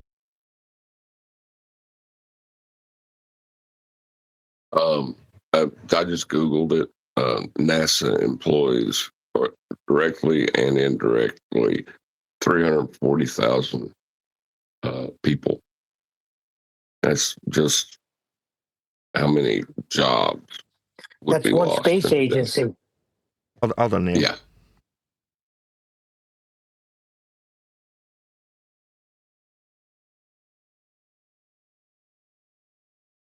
Yeah, that's only one space agency, John. What about the other one? What about Elon Musk? What about the How other many did you say? 300,000? 340,000 are directly tied just to NASA. So by comparison, Ford employs 171,000 people. So if you got rid of Ford and Chevrolet, it'd be the equivalent then.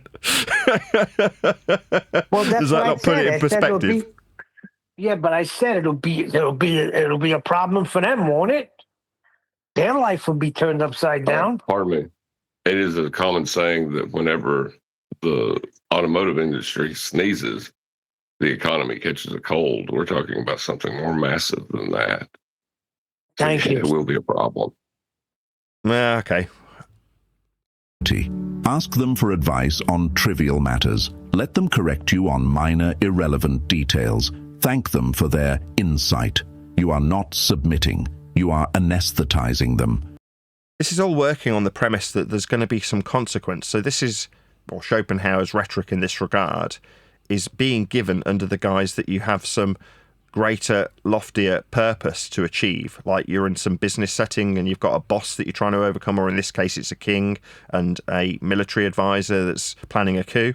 So therefore there is a grander scheme to be endeavoured towards in this regard.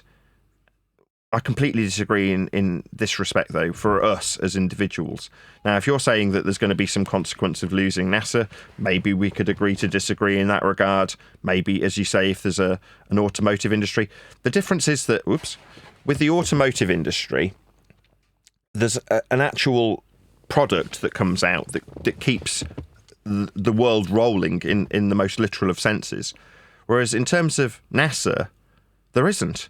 There is no sudden detrimental loss to the economy beyond the jobs themselves. There's no loss of motor cars by comparison, is there?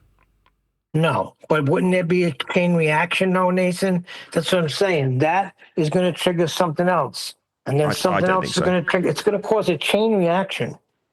It'd mean a lot of people would have to find new jobs. And is it really a lot of people? They claim there's, 7 billion people? 300,000? I just don't see that as a big deal. No offense if you're working for NASA. That's just NASA, correct. And you're talking about all the space agencies. It'll be a lot more than that. It could be the end of memory mattresses. So what you're saying, it could be 1 million people? Just in America, yeah. I mean, when you edge up to that sort of number, I mean, maybe it'll have a difference. You are injecting their ego with a narcotic so heavy they fall asleep at the wheel, leaving you free to operate in the shadows. You trade a momentary scratch to your pride for absolute, unhindered maneuverability. There is a specific type of exhaustion that comes from trying to translate complex reality for a simplistic mind.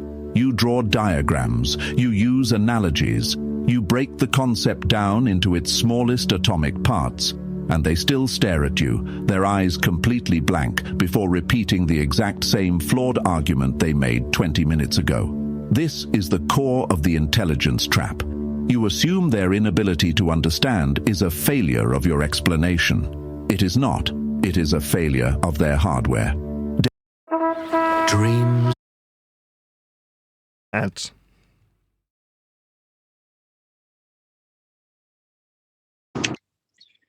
In that respect, when we say that the Earth is measured flat, it's their cognitive dissonance that isn't accepting the communication. It's not our fault that we're miscommunicating.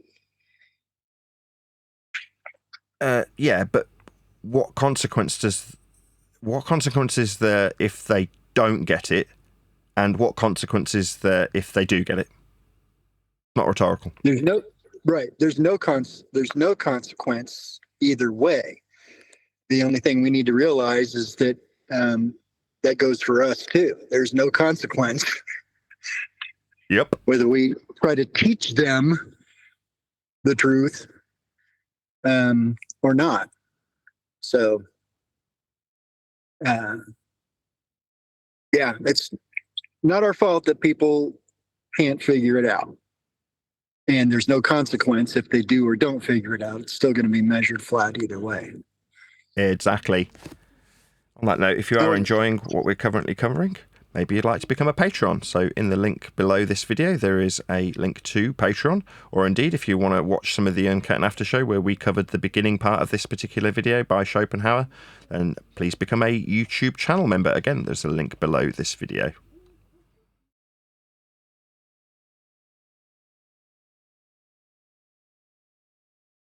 Cognitive bias reveals a chilling reality.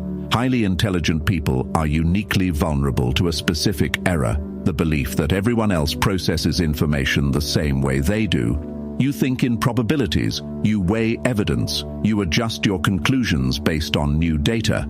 The fool thinks in absolutes. They form a conclusion first, usually based on a visceral emotion or tribal loyalty, and then they completely reject any data that contradicts it. There we go. I might replay that. Did you all hear that? I'm going to rewind 10 seconds. To me, it sounds like Whitson and the Ether Believers. Well, I mean, we can compare this and contrast it to our own as well, which it being our own in this example, but just listen again. They form a conclusion first, usually based on a visceral emotion or tribal loyalty, and then they completely reject any data that contradicts it. Yeah, I would directly associate that to bull believers. Yeah, there's a tribal mentality. We often describe that as being part of the consensus, which means that they must automatically reject anything that contrasts their belief. Now, in this particular instance, it's a little bit different because there's been an integration of the actual contrasting, devastating fact of Earth measurements from within their own belief. So for whatever reason, there's an ability for globe believers to utilize and incorporate flat Earth prerequisite elevation angle measurements, surface level measurements, eye level measurements, altitude measurements, parallel, perpendicularity, all Euclidean principles, and then say you're on a ball. So how this has been the case, I don't know. It's clever, but for the ball believer to actually utilize the very thing that defeats their own belief from within their own rhetoric is quite an astonishing feat. I don't know how that's happened, but that's probably why we're currently public enemy number one, because we're just saying, well, like the guy in the chat earlier, so are you going to ask us about degrees? That's a flat Earth elevation angle measurement. You're going to ask us about directions of how the sun's moving through an elevation angle measurement? That's a flat Earth prerequisite. In a directionality, south and north, you're like, why are you doing this? That's stupid. You have to accept these. You either relinquish your own belief in a ball because you don't want to accept how flat Earth gets measured for it, or you don't have any measurements for your ball. There aren't any alternatives. Once you accept that you've got flat Earth prerequisite measurements of surface level, then Earth's measured flat. There is no further discussion to be had. Yeah, but they have no choice, Nathan. You're right, because without flat Earth, they got no balls, so they rely on them measurements. Yeah, it's a blessing and a curse. So from within their own rhetoric, it can be pointed out that they need flat Earth measurements to have their belief, as opposed to us offering up a contrasting point of view that they hadn't experienced that they can just reject out of hand. It's intrinsic to their belief, which is probably why it's so painful. It's probably why the truth is braced against in such a violent way for us as flat earthers up until now. Because from within the social structure of debate about flat Earth, they needed to align with the flat Earth measurements, forming the most pure cognitive dissonance imaginable. Amazing, really. 65 people watching. Please share the show if you've not done so already. It's like 2 clicks. Click, share, put it on your favourite social media platform. That's Bebo or MySpace or whatever it is that you're using currently. But yeah, smash that share button. Please share the show if you're enjoying this particular endeavour to share the information. Not that it's necessarily going to change anybody's lives. Please let them know if they're concerned after you've shared it with them that they'll still have to pay their mortgage. And so will I. So please join me on Patreon. Trying to force them to see the nuance is like trying to install the latest operating system on a typewriter. That affirmed it. That statement affirmed that I was going to be covering this video today. Trying to get the person to understand how flat Earth is measured is like trying to install Windows 10 on a typewriter. It is impossible. The architecture does not support it. So, stop trying. Flat Earth does not compute. Does not compute. Well, you're using it. It is part of your structure. You're using it. No, it's not. Level curves. Schopenhauer advised a radical departure from the instinct to educate. In his 38 stratagems for winning an argument, he designed tactics specifically for dealing with opponents who are immune to reason. One of his most effective methods is the strategic use of irony. Yeah, this is where I've lost all concern. I don't care. I'm not into educating our opponents anymore because it's inconsequential, so I don't care. If you want to believe you're on a ball, you're welcome to. You believing you're on a ball has no influence on anything. It's measured flat for your ball, so believe it. It doesn't matter. You still have to measure Earth flat at some point to believe you're on a ball. So me educating you is irrelevant. I don't need to educate you. You'll need flat Earth measurements anyway. But feel free, you believe you're on a ball. I don't have to educate you. You know what you're going to get for that? You're going to get somebody screaming from the chat, report this channel every day, y'all. Get these people off the internet. When a fool corners you with a demand for agreement on a ridiculous premise, do not fight the premise. Say this: what you are proposing is so extraordinary, it completely transcends my poor capacity to understand it. I must defer to your judgment. So the advice from Schopenhauer is to say, your violation of an axiomatic principle is so radical that I must defer to your judgment in this regard. Nah, I don't need to. Right? So this is something where Schopenhauer and I disagree. Because of the specific circumstances of flat Earth, where their requirement for flat Earth prerequisite elevation angle measurements, surface level measurements, ground position, circles of equal altitude, surface level, eye level, perpendicularity, parallel planes of reference. These are all things that are incorporated into the creation and formation of a sphere belief in the first instance. So I don't need to do this. I mean, it's obviously applicable to certain circumstances if you're talking about the strategic moving forward of a corporate identity and you're debating with an ignorant fool for a boss, then I can understand how this would be applicable. It's just not applicable to us. It's not to demean it's not to wrong button. It's not to demean Schopenhauer and his rhetoric. The fool will puff out their chest. They will take it as a concession. They will believe they have dazzled you with their brilliance. But anyone with a fraction of intellect watching the exchange will hear the dripping sarcasm. You have insulted them to their face, and they thanked you for it. You have safely exited the conversation without expending a single calorie of intellectual energy. You must understand the economics of attention. Every hour you spend debating a fool is an hour stolen from your own empire. Now, that is definitely true. We just didn't know it. We thought that we were fighting for the greater good, that we were going to change the world. We had an incorrect perception that what we were doing was going to benefit humanity. Now, it was always measured flat anyway. So what were we doing? What did we want to change? Because in reality, we actually want the opposite. We don't want to change anything. You think I want to change how flat Earth gets measured? No, I don't need to make any changes. The fact that those flat Earth measurements are used to create a ball so that people can be subservient, well, that's not my problem.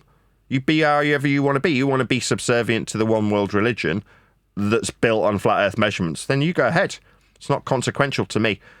The fact that I've spent a lot of time debating with it just means that I've reached this conclusion after the debate. So it's not valueless from my perspective, but to continue to do it is very much valueless from this point forth.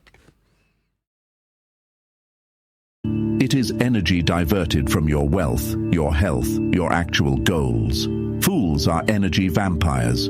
They do not produce, they consume. They drag you into endless circular debates because they have nothing better to do with their time. Your time is expensive. Theirs is worthless. When you engage, you are trading gold for dirt. Cut the transaction. Walk away. Let them believe they won. The lion does not lose sleep over the opinions of sheep. Yeah, you want to be on a ball. Bless your little socks. You have your ball. On your way. Yeah, I completely agree. And the that's not enough architect for does them, not Nathan. Say again? But it seems like that's not enough for them because I've taken that approach. And it's just they come at you harder and more viciously. Yep. Yeah, because they know that they've lost at that point. What they needed was to keep you engaged so that there was a debate to be had, because in a social environment, the debate is everything. In the world of measurements, it's meaningless though, isn't it? That's correct. Weep when the demolition crew calls his blueprints confusing. We need to address the darkest part Blueprints are flat. of your psychology. The reason you keep engaging with them. It is not just because you want to be right. It is because you feel sorry for them. Yeah, I kind of agree. I think there's a certain degree of empathy that we have towards our opponent where, like Jin described, he feels like these people need saving, like they need converting, like you're helping them, like you've got a due diligence, I think is the way he phrased it. And I just don't agree. I don't think it matters. I think it's inconsequential to how it gets measured, whether or not the fart-sniffing dweebs that oppose us find out that or not. You think, if I can just make them see the truth, their life will improve. If I can just show them the flaw in their logic, they won't make this terrible mistake. This is That the sounds arrogance exactly of like Jin. Right. Sorry. Good. No, I was saying that sounds exactly like Jin. That's what he used to say. If I could get them off the globe, their lives would be so much better. I heard him giving his testimony the other day on the channel. I forgot where it was, but yeah, they feel like if they could get this news to them that they're not on a spinning water ball, then everybody's life will be different. Right, I'm going to say a few hellos to the people in chat. So, hello, Dr. David Banner. Hello, Adam. Hello, Mickey. Good to have you all. Who else we got in there? Mike, nice to see you. Matthew, good to have you in here. Nice to see you as well. Michael Khan, thanks for being here. Who else we got? Unitox Femu, nice to see you. Thanks for being here. Hope you've all shared the show. Cold Evans, thanks for joining us. J Watt, I can't pronounce that. 1372, nice to have you. Robert, good to be here. Thank you for joining us. Hope you've all shared the show. Go ahead, Neil. You mentioned Michael? Michael Kahn?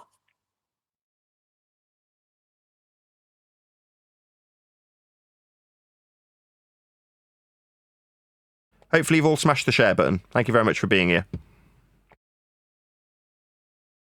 empathy. You believe you are the savior of the ignorant. You are playing God with someone else's cognitive limitations. That's it, isn't it? People want to play God. They think that they're so consequential to it.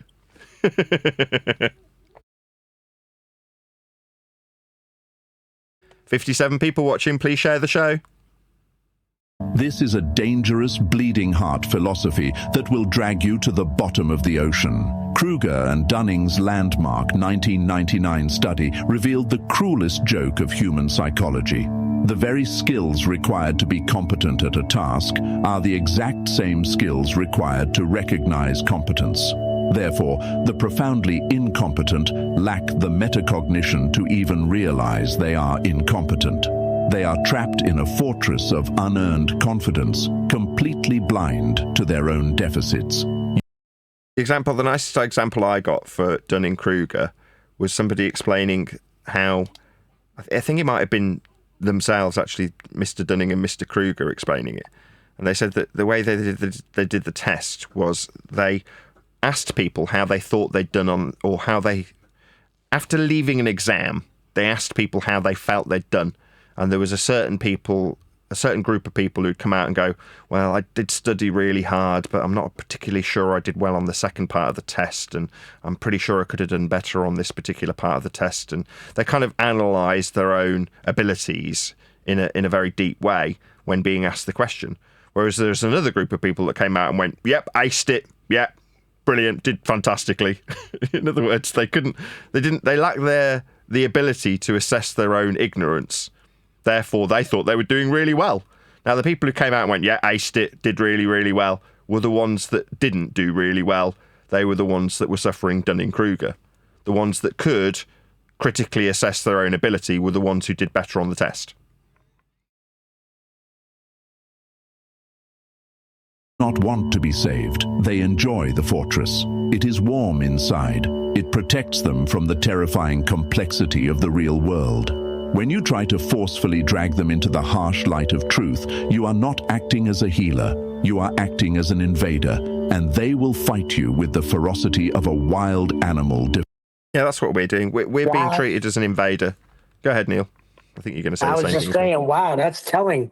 So basically, yeah, we're invading. Have your ball, that's fine. I'm not going to invade on you because you do. And they turn around, they rip you apart like a wild animal. Forcefully drag them into the harsh light of truth, you are not acting as a healer. You are acting as an invader, and they will fight you with the ferocity of a wild animal defending its territory. Look at the people in your life. The chronically broke friend who refuses to change their spending habits, but aggressively argues about the economy. Yeah, that's something to consider. The people that we're dealing with are deeply unpleasant. They're not our friends. Yeah? Most of the time we dislike them greatly. So why would you expend this effort on somebody that you dislike? Whereas in this particular Schopenhauer example, he's giving the example from the perspective of somebody that you love, somebody that you are a friend of, somebody who has a universal goal, if it's a boss or somebody within your employment, if you're the superior, that's dragging you down, but ultimately you both have the same goal. For us, it's not that way. We are utterly inconsequential to the subject matter. Furthermore, the people who are opposing us in a social setting aren't nice people, aren't our friends. You'd sooner kick the living shit out of them than spend time in their company because of how unpleasant they are. The toxic family member who creates endless drama. Yeah. I mean, there is exceptions to the rule. He's just immediately given one, which is Neil will give a better example of it with family members that oppose you because you're deeply connected to them through blood. But for the most part, for the people that we face on Flat Earth Debate, they're not our relatives. They're not our friends. Now, I get that there is going to be exceptions to that rule, so I'm not saying that's true universally. But insists everyone else is the problem. How many years have you spent trying to use logic to fix them? How many hours of sleep have you lost? They have not changed a single degree, but you have aged. You have grown cynical. You have grown tired. Your empathy is funding their delusion. Schopenhauer was ruthless in his assessment of human potential. He believed that character is immutable. People do not change their nature. They only change their circumstances. If a person is a fool today, they will be a fool tomorrow. Accepting this is painful. It requires a kind of emotional amputation. You have to look at people you might care about, or people you must work with, and accept their terminal limitations. You stop trying to upgrade them. You start managing them. You manage a fool the way you manage heavy machinery. You keep your hands out of the gears. You stay behind the safety lines. You expect it to operate exactly as it was built to operate. When the machine malfunctions... Again, this is an example where there's some mechanics that have a functional operation that is critical for your input. And for us to lean into this example would be delusional. It's like, no, you're not doing anything that's critical. There's no machine that you have any operational functionality over. There's just your belief or your lack thereof for anti-flat earthers and anti-globers. There's no critical functionality. The actual functionality being dealt with by people who measure flat Earth as a job, number one, perceive their job from an outside perspective as being potentially dull. And that's not you. You arguing about how ball-shaped the Earth that's measured flat to create that ball is doesn't have any bearing on how flat Earth gets measured. Me bracing against how ball-shaped you believe it to be after measuring it Earth flat to believe in it, again, has no consequential influence. So it's not like I'm going to put a spanner in any, the cogs of any machine by bracing against ball belief. Quite the contrary. It'll still be measured flat regardless of me bracing against it or you believing in it. You don't argue with it. You pull the plug. What happens when you finally stop fighting them? What happens when you drop the rope, stop explaining yourself, and simply observe the circus around you without... Again, nothing. There was no consequences when we did engage with them, and there'll be no consequences when we disengage from them. Like, nothing will change. We'll still measure Earth flat. Sea level will still be level. Elevation profiles will still be measured from that sea level plane of reference. Flight level will still be parallel with the ground. Nothing will change. Good. But we are observing the circus. Yeah, that's the only true parallel. There's a circus to be observed, but it's a social circus. It's not a consequential circus. Without participating in it, you experience a profound, terrifying shift. You realize how much of your identity was wrapped up in being the smartest person in the room. What, like a fart sniffer? There it is. You realize how much you relied on the friction of debating fools to feel alive. Yeah, I will carry on the live show for a bit longer because this ending bit is the most profound for us. It's directly connects to us.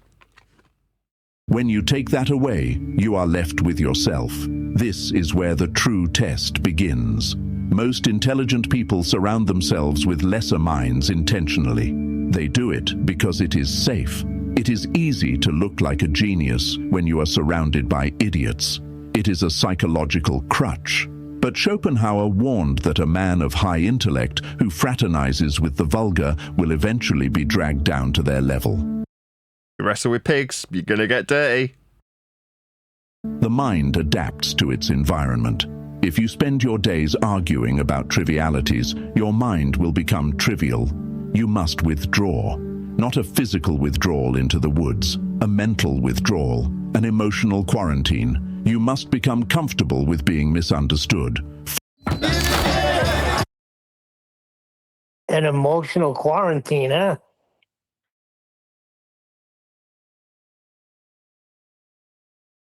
Misinterpret your distance. They will call you arrogant. They will say you have changed. They will assume your refusal to argue is a sign of weakness. Let them. Their judgment is based on a flawed premise. Why should the judgment of a flawed mind affect the peace of a sharp one? Imagine walking through an asylum. The patients point at you and call you crazy. Do you stop to debate them? Do you pull out a medical chart to prove your sanity? No. You keep walking. You understand their reality is distorted. The world is a much larger asylum, but the principle remains the exact same. When a fool insults you, it is not an insult. It is a misdiagnosis. When they reject your idea, it is not a failure. It is a confirmation that your idea is beyond their reach. This level of detachment is not coldness. It is absolute clarity. It is the understanding that your energy is a finite resource, and every drop spent on someone committed to their own ignorance is a drop stolen from your own potential. Yeah, did you all hear that? Take heed. We have spent centuries glorifying the debate. We idolize the image of the intellectual warrior standing on a stage, dismantling their opponent with sharp logic and flawless rhetoric. But look closer at those debates. Nothing is ever resolved. The opponent never yields. Sound familiar? The audience simply cheers for the side they already agreed with. Yep. It is theater. It is a game played for applause. Yep. The truly dangerous minds do not play for applause. They play for outcomes. If you want to be effective, if you want to be truly unshakable, you must abandon the theater. You must adopt the mindset of an architect navigating a world of toddlers. And that's kind of the attitude that I want to take. Yeah? Yes, there's always going to be a debate.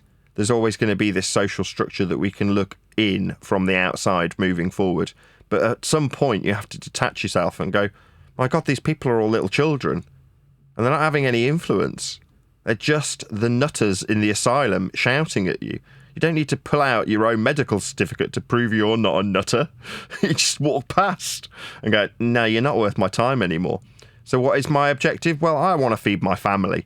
Hence, I've written a book about how this progress has taken us to the conclusion that Earth was, is, and always will be measured flat. That's a conclusion that I can share with people through literature, through a book. therefore achieving my ends as a videographer, YouTuber, somebody trying to make money for his family to feed them. That's my objective. But for the people who are already engaged within the debate because they feel like they're going to change the world, they are delusional. Now, like I say, this, for the short term, is going to cost me a certain number of subscribers and supporters. People who did want to feel like they were the secret king. They were going to change the world. And as I keep saying, what did you want to change? Did you want to change sea level? Did you want to change parallel flight level? Did you want to change perpendicularity? Did you want to change how it's already been surveyed? Did you want to change an inch and make it curve? I would suggest not. Someone want to add something? Did I hear something? You do not ask the toddlers for permission to build. You do not explain the load-bearing capacity of the pillars to them. You give them a toy to distract them, and you pour the concrete while they are looking the other way. Oh, yeah, have a little ball. Just ignore these rings called latitude around it. Don't worry how those get measured. You go and play with your ball. This is the ultimate application of Schopenhauer's philosophy. I quite like the irony of the tool of distraction on a social level being given to people to keep them under control is a ball. Do you not find that quite amusing? You Yes. accept the world exactly as it is, dominated by irrationality, driven by emotion, and hostile to truth. You do not complain about it. You do not try to fix it. You exploit it. When you know that people operate on ego, you use their ego to steer them. When you know they are blind to logic, you use their emotions to guide them. When you know they are starved for validation, you feed them just enough to keep them compliant. You become the invisible hand. They think they are making the decisions. They think they are in control, but every choice they make is within the parameters you silently constructed. This is the transition from intelligence to power. Intelligence is knowing you are right. Power is not caring if they know it. Intelligence is winning the argument. Power is winning the objective while they think they won the argument. You clicked on this video because you were exhausted. You were tired of the constant friction. I think we can leave it there. Right, we'll keep the live show going for about a few more minutes and discuss. You'll enjoy that? Yeah, he's right on the target.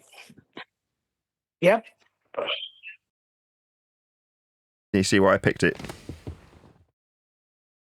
Yeah, fits perfectly what's going on with Flat Earth debate, this show, and the people who frequent this show. This is exactly what's happening with us. We're trying to pull away, and they're trying to pull us back in. No matter what you say, right? Don't argue with them no more. Only short term. I think what you're describing in terms of people trying to drag us back down, that will be a very short-lived thing, Neil. Yes, as you ignore it, as you continue to pay it no mind. It just becomes easier every day that passes. I find it easier to just ignore these people. I don't need to engage with them. I mean, obviously, there's a certain deviation from that when we're producing a live show, and it is useful to have somebody in opposition to make your point clearer. Like when the guy's asking us about how the sun moves with respect to a planar directionality with a planar elevation angle. You're like, that's quite useful, isn't it? If you hadn't brought it up. But after the fact, you're like, well, I don't care about you, the individual. I'm communicating that with an audience. So therefore, I can weaponize your question against you for the benefit of the audience. But as far as that person as an individual is concerned, I just don't care anymore. And that gets easier every day.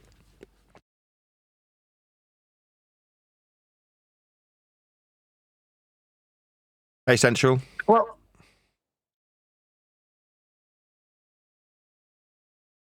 Hello.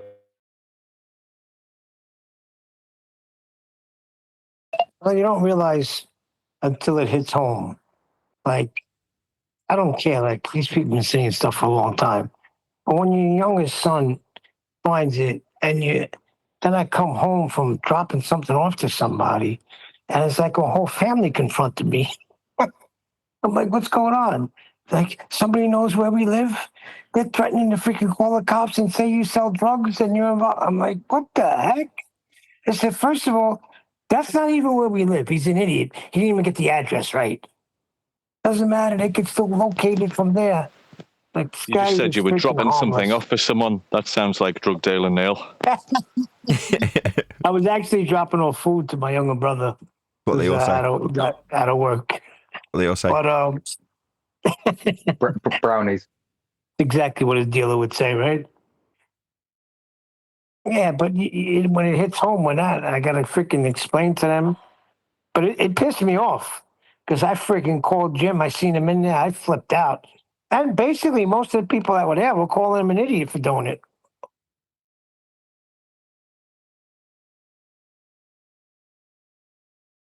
Share your pain, as we say. Good afternoon, good evening. Good evening. He Rose. Good to Yeah, have he you. thinks he's unique, Nathan. He calls himself unique. You're not unique. You're a moron. Are we talking about gin? No. No. This is some freaking baller that freaking. Oh, okay. You know how we say, you'll break your nose. How Nathan's been getting. So Yes, this Alpha particular Murphy. baller, yeah. So I said, if you were in front of me, I'd smack you dead in the mouth. He's like, yeah, you want? So I just rattled out my address. He got it wrong anyway, but he got some of it right. Oh, the And he guy that sent freaking- you pictures of himself. Well, he Oh, nice. sent pictures of my location, which wasn't my location, but it was But close. then he sent pictures of posing for you. Muscles. Yeah, he sent pictures Yes. like it's him, like he's some bodybuilder, and I should be terrified. That's harassment. Again, ask the person for their address. I can have your address because I want to report you to the authorities. I want your address so I can send the police round. Because that's what this boils down to. There's a certain perception that the opponents that they were formerly described as had a justification in claiming that they were doing the world a favour by claiming we were child abusers or drug dealers when we weren't, because they were going to get rid of a YouTube channel. Now, in reality, there is a justification because their actions are literally criminal to report these people to the authorities. That is to say, it's not unreasonable to say, I do want your address so that you can be dealt with as the criminal that you are. Because what you're essentially doing is stalking and harassing somebody, saying, you're putting them in fear. Yeah? Now, that's a justifiable reason to have your head kicked in. That's what causes that. In other words, you've only got two emotions when these things happen. Fight or flight. Run away or fight. Those are your only two options. Mentally, that's the things that you go through. What can I do? Well, if they're stood outside your house taking photographs, I've had that as well, by the way, Neil. That happened about 10 years ago. So I published a video from across the road and somebody identified where I was and started telling people and then doxing me.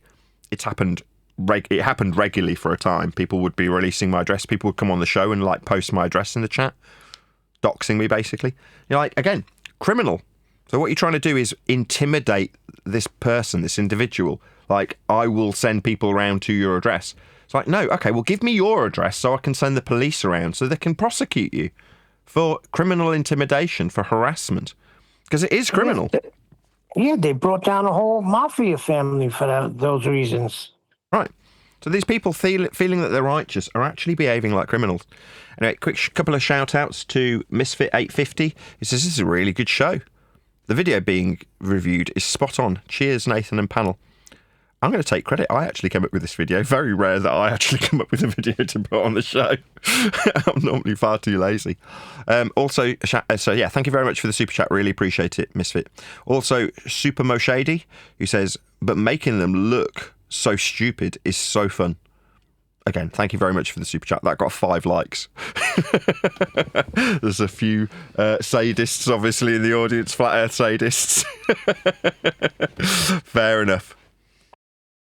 Well, you want to brace against that too, but then when you get hit, what I get hit with, and hearing what you've been going through for years, it does make you want to rub it in their face a little bit.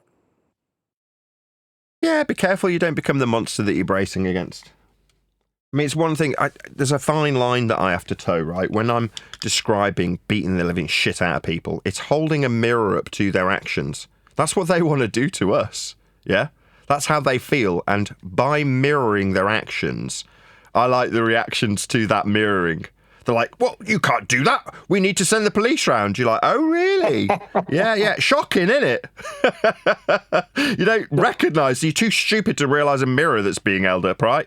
Yes, they are. But that summarises what Schopenhauer's going through. Why are you doing this? Why are you debating with these fools? They're just stupid.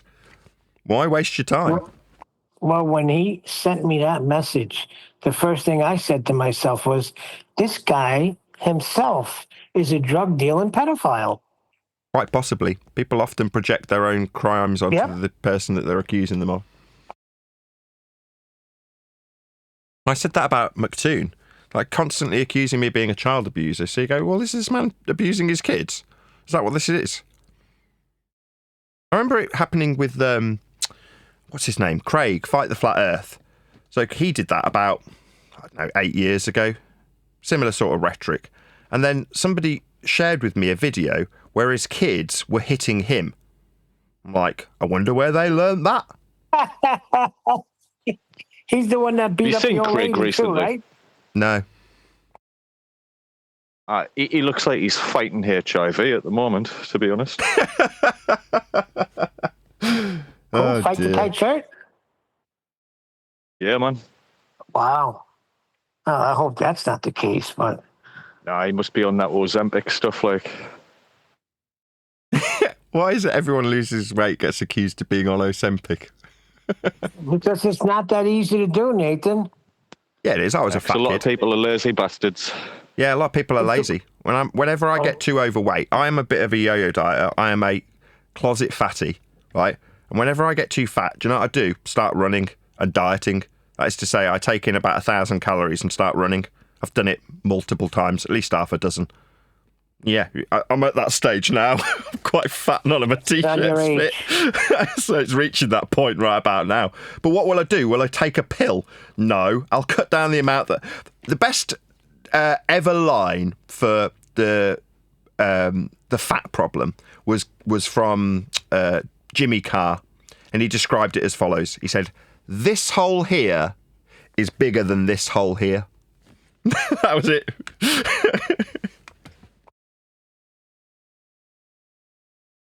Your mouth is bigger than your asshole. It is that simple. Well, the age has a lot to do with it too, Nathan, because I was able to do those things too when I was 40 and under. When you pass that 50 mark, it's not that easy. And maybe, yeah, you have to exercise and maybe do 1,000-calorie diet, but because just cutting your portions ain't going to do it. Yeah, it will. It can't not do it. If you take in 1,000 calories, portions, right, Nathan, and it's not helping. It does. Right, I can absolutely assure you, right. The way it works is, I know this is completely off topic. In terms of calories, the amount of calories you require to do absolutely nothing. For a guy my size, it's about 1,100 or 1,200 calories. For an average bloke, it's about 1,000. For a woman, it's about 800. That is to say, if you lay down and did nothing, absolutely nothing, all day, just to maintain your physique, you'd lose muscle, but aside from nuance, you'd need about 1,000 calories as an average figure, right?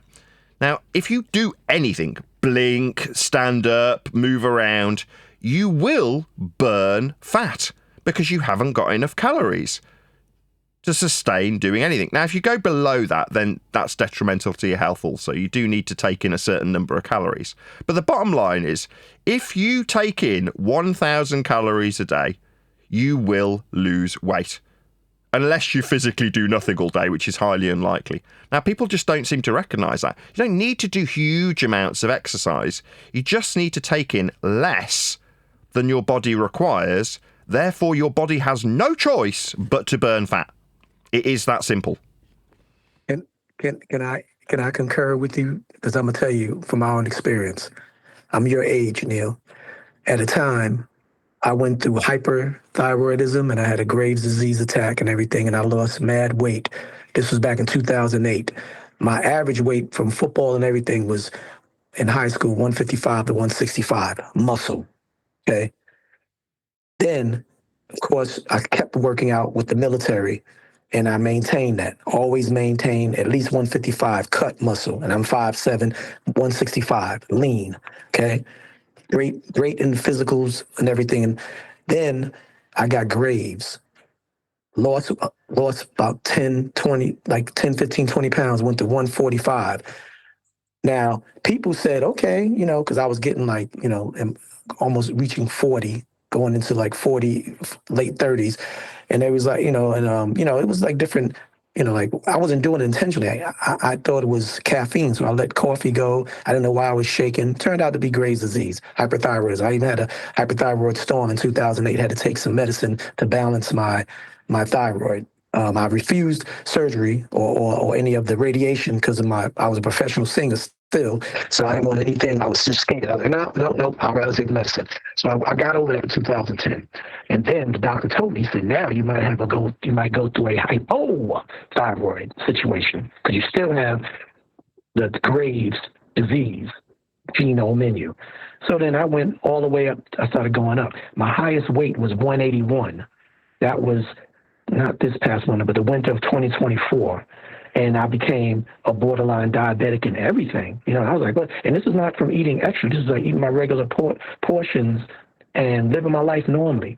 But my metabolism's changing, like you said. When you start getting at 40, 50, it gets worse.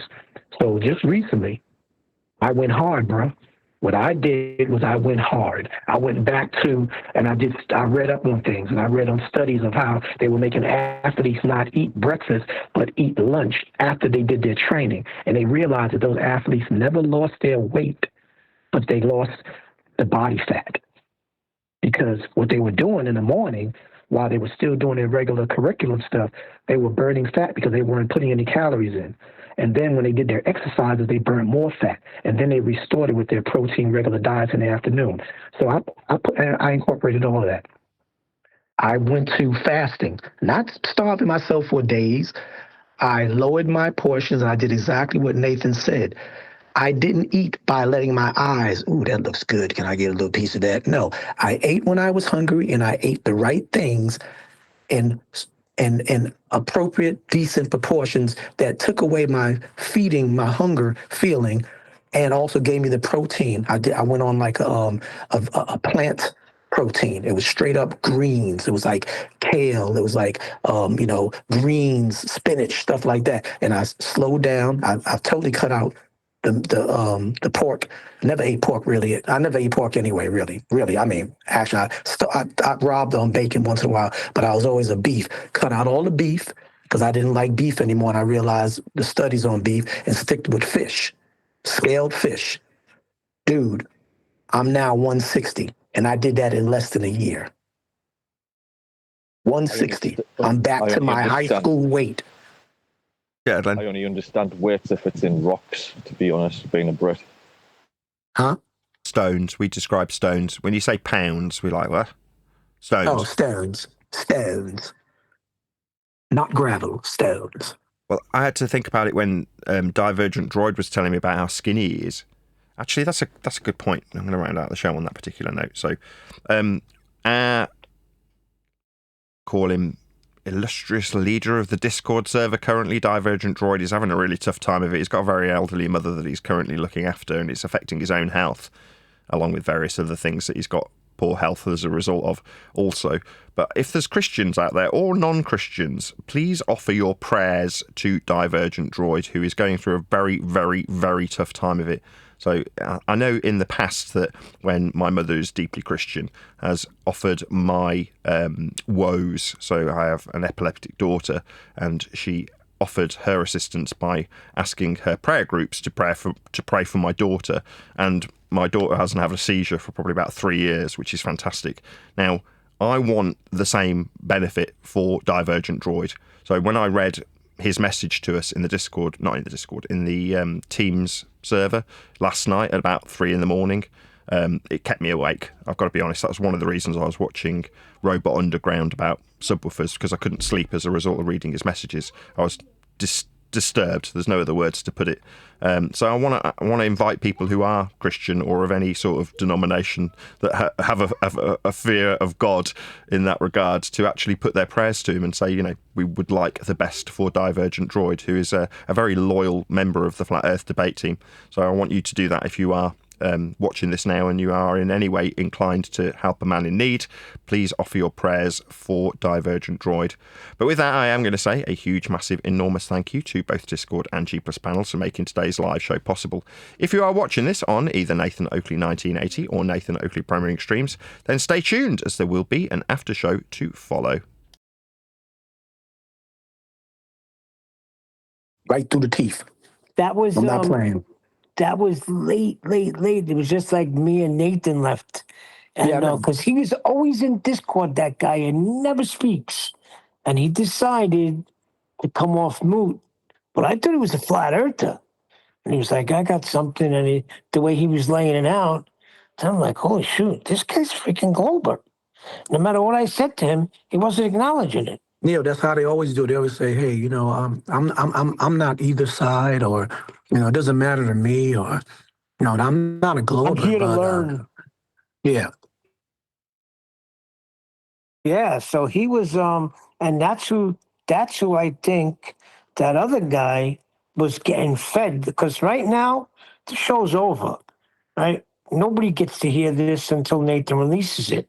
But there were certain people responding the conversations we were having in the after show, sending me messages. I'm like, how? Somebody's got to be feeding them what we're talking about, because they're responding to me about things I'm saying right now. And I think it was him. Somehow he was feeding it to, I don't want to get the other people's names up, but you know who they are.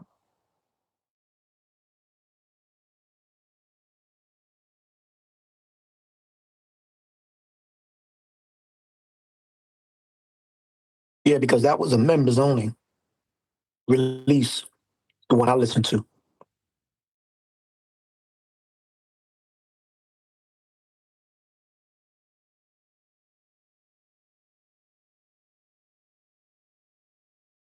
But like I said to Nathan, and like I said, y'all heard me say this a little bit of the times I've been on here. I haven't jacked with the Discord or any servers in years. Probably been since 2023. I ain't got time for it.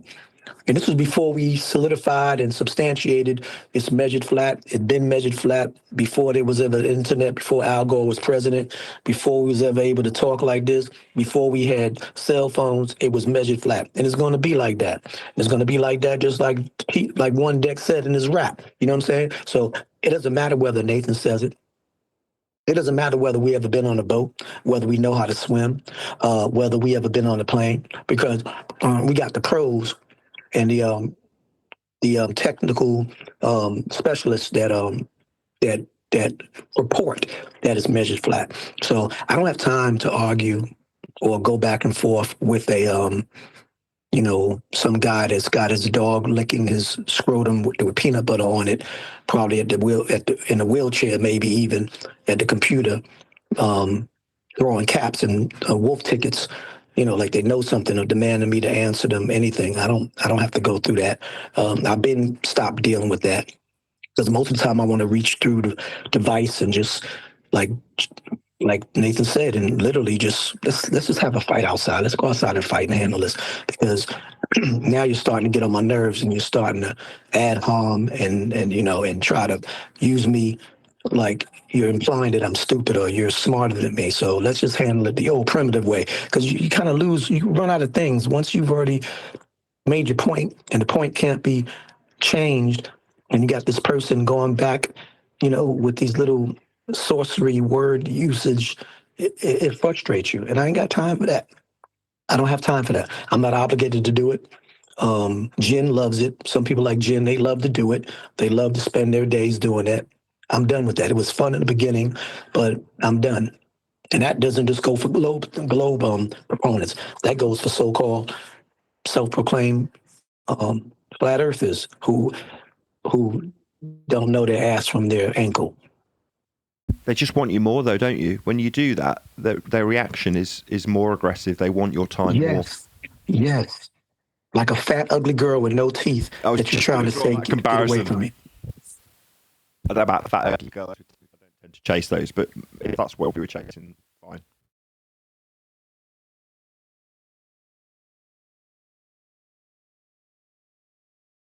Clover overheard you and came in and looked at me with a funny look because she's missing her 2 front teeth at the moment. I'm sorry. I'm sorry. But you know what I mean.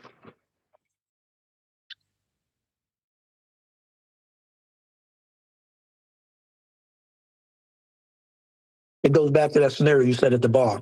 The more you ignore her, the more she makes it obvious that she's begging for your attention.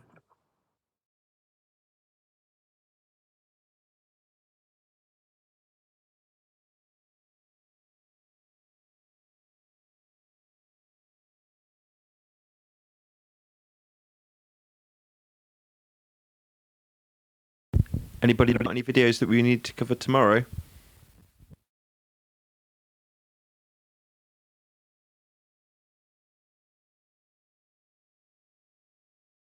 Clearly not. In actuality, I think I've blocked more people than anybody up in here. Because that's what I did in the heartbeat when I used to be on the FPD server. I'm talking about way back, even when Akuma virus was down. I think I blocked him too. I just blocked him. Someone's like, somebody knocking your door trying to sell something. You're not trying to buy it because you've had it already, meaning that I know about, and you're not interested, or you already know that it's a piece of crap product. And what do? You close the door. You don't answer the door anymore. And you tell them, from inside, could you please go away? I'm not interested. And they keep on saying, but you need to try. What do you do next? You got to call the cops. So I block them.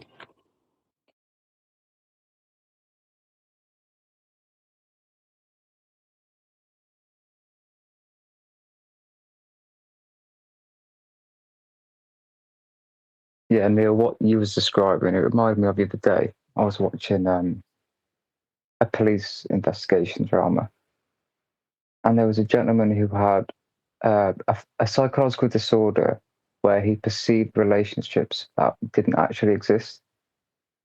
And this particular disorder for him was in regards to an ex-footballer. And so it wasn't even sexual. He just perceived that he was his best friend, and he was constantly writing letters to him. And in the end, he was part of a police investigation, and the ladies interviewed him, who isn't a psychologist and doesn't really know what the disorder is and how to handle him. And there's a psychologist behind her talking to her earpiece, and he's telling her, look, be gentle. And the stalker claims that he's had letters back from the footballer he's been writing to over the years obsessively. And then when she challenges him and says, oh, we'd like to read the letters you've had back, he starts to get angry. And the psychologist is saying to her, look, be careful. Don't challenge what he's saying. Go along with it. But she doesn't listen. So because she challenges him again, he ends up with her hands around her throat. So because he knows how to deal with the disorder, he approaches him later in the day. And instead of challenging him, he sets like a little game up where he asks him questions about the footballer he's stalking. And because he's so interested, he ends up inadvertently solving the case because he has so much information about this guy that he can just answer any question. And when he's perceived to be helping and demonstrating his loyalty and his friendship, he's happy to talk. He'll sing like a bird. And quite similar with heliocentrists. If you ask them to describe their own religion, they'll emphatically tell you about it and how Earth's measured flat. But if you yourself challenge that, then you'll get the resistance. So you're saying you're talking about like during interrogation, the guy self-incriminated himself just by the dude using a different approach on how to have him kind of boast and brag about his relationship with this person he was stalking. Yeah, and how much he knows. Whereas if you challenge it, then he gets aggressive because it's a delusion. How's your new job again? Say again? You said you're a desk job. You've got a desk job now, right? Oh, no, that didn't last long, mate. I'm back in the factory as soon as I could. Oh, really? Yeah. If you're wired a certain way, week. you just can't. I was exactly the same. I worked as an estate agent and as a recruitment consultant, right? And the two jobs were very much out and about. So I was out in people's houses and out in people's offices to sell them employees, right, as temps. And that type of job was fine. And then I got a similar job for a bank for Halifax, but they had me tied to a desk, which I didn't really appreciate when I was applying for the job. I just thought it would be very similar to the other jobs I did. And I think I lasted 3 months. I just could not. It just drove me absolutely insane.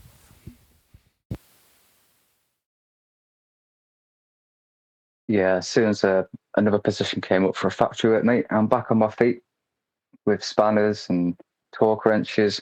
It's better than a mouse and a keyboard, I'll be honest. Oh, I'm pleased to hear it. As long as you like what you do. Yeah, and the banter's better in factories, so the day goes quicker. Of course. Corporate white-collar types are boring. And you're one conversation away from a HR meeting. Yeah, you're one conversation with a woman away from being accused of sexual harassment. And you're one conversation with a guy away from being accused of bullying.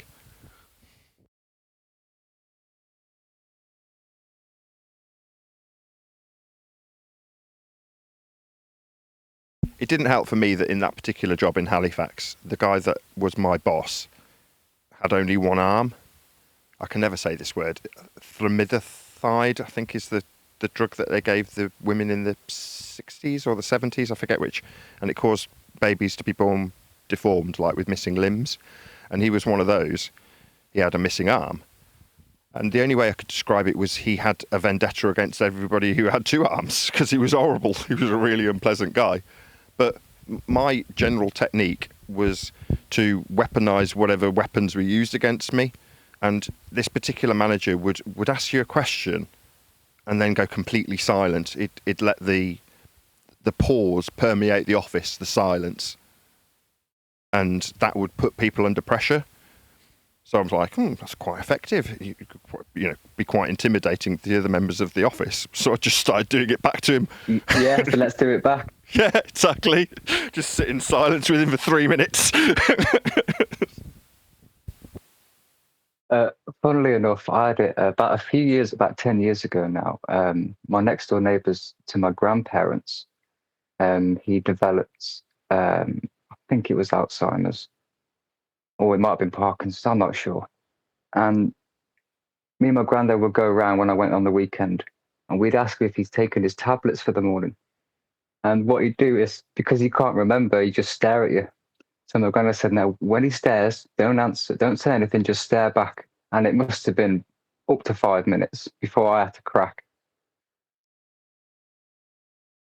Yeah, but that's somebody who's mentally impaired as opposed to somebody who's completely cognitively aware of everything and doing it intentionally.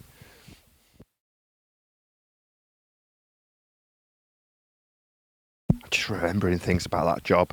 At one point, right, we'd have a sales meeting at the beginning of each day, and one of the motivational tricks that this manager would employ would be like, we've got this board, and what I want you to do is I want you to write on the board something that you're trying to work towards, something that you desire and want to achieve through hard work. And they're like, okay, you go up there first, Nathan, you write on the board what you want. So I went up to the board and wrote Lamborghini. And he looked at me with disdain and he was like, no. What do you mean no? I'm like, that's what I want a Lamborghini. He's like, no, that's not realistic. I'm like, what do you mean that's not realistic? That's what I want out of life. I want a Lamborghini. Why is that not realistic? And then the next girl gets up and she writes like Ford Puma. And I'm like, no, that's not aspirational at all. And I remember saying it out loud. And then the entire office hated me. They're like, Well, I think a Ford Puma is really nice. This is obviously quite some years ago when a Ford Puma was still a sports car. I'm like, that's not desirable. That's not aspirational. If your life is working towards a Ford Puma, that's pretty sad. You know what I mean? That was my attitude. I'm like, no, I want to work towards a Lamborghini. Mentality. Go ahead. To impose, I think what these people do is, in that situation, Nathan, they have a construct of how they expect a conversation to go. And that's with them leading it, giving all the points that they want to give when they want to give them.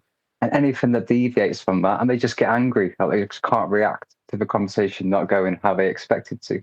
So when you come along, I had the experience when I was very young, when I was asked in school, how can you get from England to France? Let's list the ways. And I was first with my hand up, and I said submarine, and I was sent out for it, because it wasn't a conventional way. To the teacher's mind, well, it must be by ferry, it must be by boat, it must be by plane. The submarine's too outside the box, get out. Yeah, I had a very similar thing at a job interview, and they would debrief you at the end of the interview and tell you, because it was like a group interview, so you go through the round robin process, you go to all these different people in the employer arena to see if you were worthy, and there was about 20 other applicants all there at the same time, and towards the end they'd tell you whether or not you got the job and tell you what you could have done better, so you could because they felt like they were doing you a favour, so you knew for next time. And it was a similar sort of thing. They were like asking what you would want in terms of transportation to get to work, and I wrote down helicopter. And they're like, no, what we meant was taxi, train or car. I'm like, but helicopter's faster. They're like, no, it must be realistic. I'm like, people travel by helicopter. Well, how is that unrealistic? I'm like, no. And what they actually meant was, lower your aspirations, because we can't achieve those aspirations for you in this job. You're never going to achieve being in need of a helicopter if you work for us. And it's like, what? So because you've got a crap job that's never going to afford me the ability to be in a helicopter, I'm not allowed to desire one? Yes, that's correct. Get lost. We want people with low aspirations here.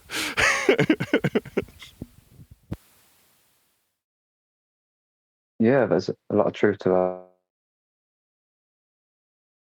I still have that attitude, though. In my mind, I think I want a Lamborghini. I'm sure I've said it on plenty of shows. It's not like it's something I'm constantly barking on about. But I say it in jest. Well, it's not like I've got a Lamborghini. Which is to say, that is something I would desire. In other words, I would piss money up the wall on an absolutely ludicrous expense. Just because you only live once, and why not? I like cars. Cars are cool. I like Lamborghinis. I'd like to drive faster than a Lamborghini. That's something I did when I was rich. I mean, I didn't own one, but I rented Lamborghinis and drove them around when I had lots of money. And it was ace. It was absolutely awesome. Ferraris and Lamborghinis are cool. I loved it. It was great. Now, those days are long gone. I've nowhere near got enough money to rent a Lamborghini these days. But when I did, I remember actually thinking at the time, when I was quite a high-powered salesman, I was renting it thinking, I'm renting it because at one point I might want to buy this. So I need to try out, do I want the 430 or do I want the Lamborghini? I can't remember the name of it now. The baby Lambo. I can't remember what it was called. But just Murcielago? Not a Murcielago. That's the expensive one with the scissor doors. The cheaper one. Aventador? No, that's an expensive one. The cheap one. I've forgotten what it's called. It doesn't matter. I'll ask my wife. What was the name of that Lamborghini you rented me?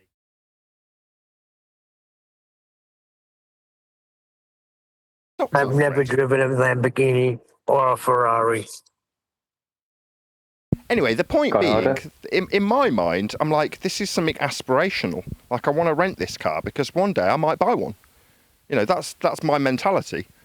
As in, I do want to aspire to having something this grandiose, even though it is pretentious, poncy, and a complete waste of money in the eyes of most people. Well, it's just a car. Like, well, you're just a dweeb. So yeah, you're not allowed to desire it because you've got very low aspirations. Now, the fact that I live in a crappy little 2-bed flat and I've got not a pot to piss in currently is neither here nor there. Doesn't mean I can't aspire to having a Ferrari or a Lamborghini. Yeah, once that book hits the shelves. Yeah, I feel like Del Boy this time next year, Rodney. This time next year. Yeah, some people were thinking it was going to bring in 250,000, and they're going to have to. Then you'll have to give them a piece of your money. It was delusions of grandeur. Now it may happen. I doubt The it. potential is there, Neil. That's all that matters. I'd be delighted if it made the same sort of money that the microphones made me. So the microphones subsidised the decrease in YouTube ad revenue, which meant that I couldn't cover the mortgage. Now, at the moment, I'm slightly shitting myself because I've run out of microphones, and therefore the dip in ad revenue is really, it's hitting me hard. You know, I'm really, really poor. But it's one of those that you kind of, I've heard many authors talk about this particular process. There's a point where you're producing the material and it's not making you any money because it's not out there. You're making it and you're dedicating time to something that doesn't bring any money in. That's where I'm at now. And you're like, but you feel the pinch, you really do. And then you go, God, I really do hope it is successful, because otherwise, you know, that was a waste of time. And you can't kind of claw back the losses of going without the money that you could have been doing something else to earn money with. But you've got to kind of speculate to accumulate, as they say. And this is one of those. It's like, I've got to speculate that the book will hopefully do at least as well as flogging the microphones, so that it does, you know, bolster my income to the same degree that I lost income when starting to talk about how flat Earth was measured by everyone always. As soon as those words started to cross my lips, I just watched the ad revenue plummet. Weird. No, that should tell you something. Now you're not just saying Earth's not a globe. Now you're not just barking the black swan. Now you're actually saying what it is. Can't have that. Yeah, when we were covering the Black Swan, my revenue was okay. When I was saying Earth's not a ball because blah, blah, blah, blah, blah, then I was doing all right. The moment we said, well, it's just flat, that's how it's measured, it went, my ad revenue just went off a cliff.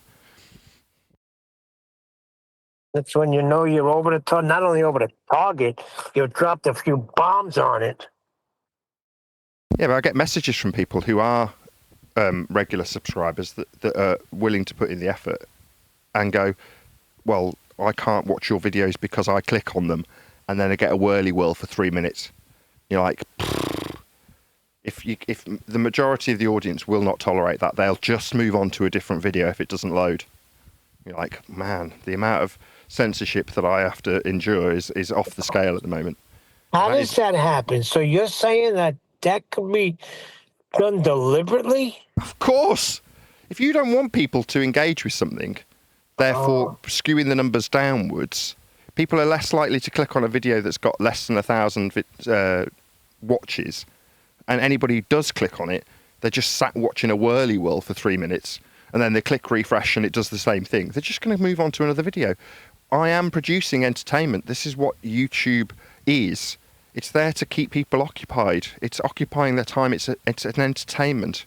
It's an interaction that they want for fun. So if you're watching a whirly whirl, you're just going to go, oh, I'll just watch something else. So they do. Well, obviously, it has a massive detrimental effect on me, my ad revenue, my YouTube numbers. So when most people won't tell you that. Most people won't say, oh, by the way, I went to watch one of your videos and it just wouldn't load. I went to watch one of your videos, it just gave me an error. You know, like the amount of times that people have told me that in the comments or have contacted me personally. But these are dedicated fans. Most people will not tell you this. They'll just move on to the next video and not care.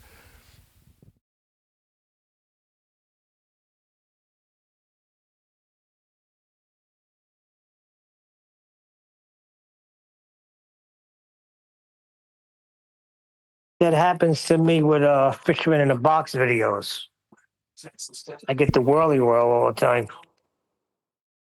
Yep, same here. Fisherman in a box is echoing a lot of our rhetoric. He talks about Earth being measured flat too, doesn't he? Yeah, it's like whirly whirl, especially his lives. Forget it. I got to put it on pause and watch him about maybe 10 minutes back, and then it'll seem to work. Another sneaky trick on YouTube is I really noticed it on my computer, when I'm watching anything that YouTube doesn't really like Nathan Oakley and some others in different subjects, especially political, they'll have a list on the right-hand side of suggested videos from other videos from this videographer or videos from other subscriptions from other YouTubers. And what they'll do, if they don't like the content and they want you to move on, they'll put what they want you to go on to at the top. So on face value, you've got this list of all these videos that you want to watch, and you're on this algorithm. But you'll go to the very top video, and then that, depending on what that video is, will change the next list. And so the sneaky way of putting you back on is to put you back to somewhere they like, and then that'll keep you within that loop, which they're happy because the videographers aren't pushing any buttons. I don't know if anybody else has noticed that, but it's sounds like a conspiracy to me. No, it's just algorithmic exploitation. They know how people behave in terms of what they do, what their habits are in terms of how they click. They gather and glean all of this data, and they want to push you in certain directions. And they know how to push you in certain directions, and they know what frustrates people. What frustrates people is a video buffering. People have got very short attention span. 3 seconds of buffering is enough for someone to click off a video. That's it. Just falsely introduce 3 seconds of buffering, and you go, oh, I don't want to deal with this. I'll move on. And if the video doesn't register a view unless you've watched for 20 seconds, then it doesn't matter if 5,000 people have clicked on it for 3 seconds. If they've all got buffering, they're just going to, be trained. Oh, I don't want to click on that. It always irritates me when it buffers and it doesn't play. So if you're always coming to Fisherman in a Box's videos and you always find that it's always buffering, you'll go, I don't know, can I be bothered with that? I'll click on something else.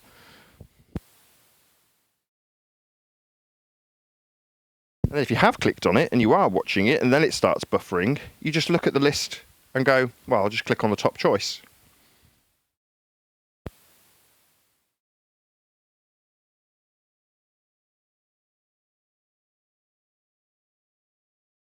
Well, it works when you have autoplay on, especially when you go to autoplay. If you don't have autoplay on, you have to manually click. Because once the video stops, it just ends and it waits for you to click somewhere else. But if you have autoplay on, then YouTube will do its best to get you where they want you. Yeah, that's how I made my way to this subject. At the point that they wanted conspiratards talking about flat Earth, it was done with autoplay. I was watching Thomas Sheridan or whatever, a video on psychopathy or subliminal messaging. What comes on next? Math Powerland. Well, did I click on Math Powerland? No. It was delivered to me, automatically selected algorithmically for me. Why? Because I'm a conspiratard.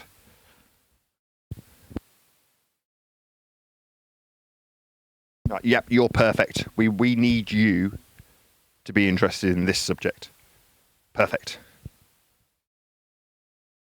They're not directing surveyors and engineers and pilots towards flat Earth, are they? If they are, they're directing it to anti-flat Earth.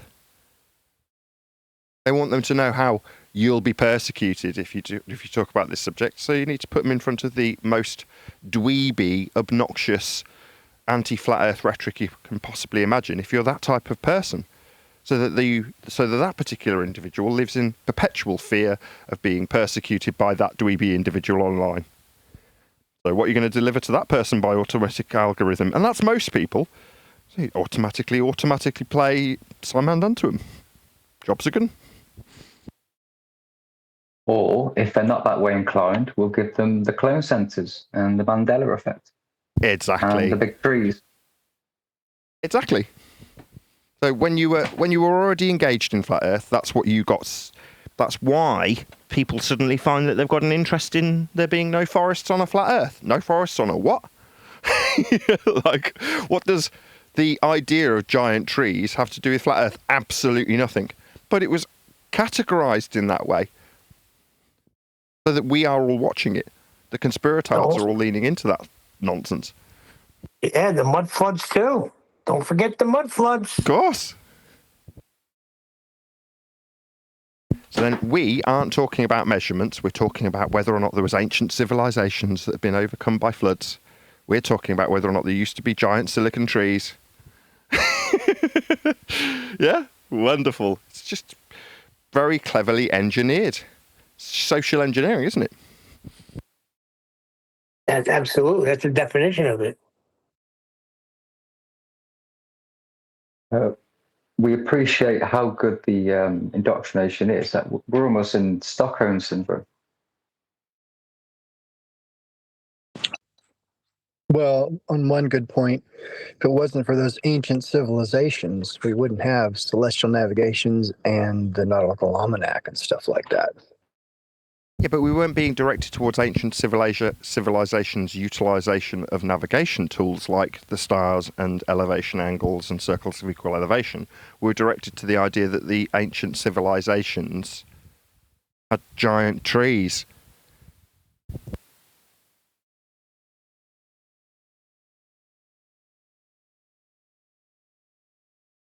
So therefore, there must have been giant men.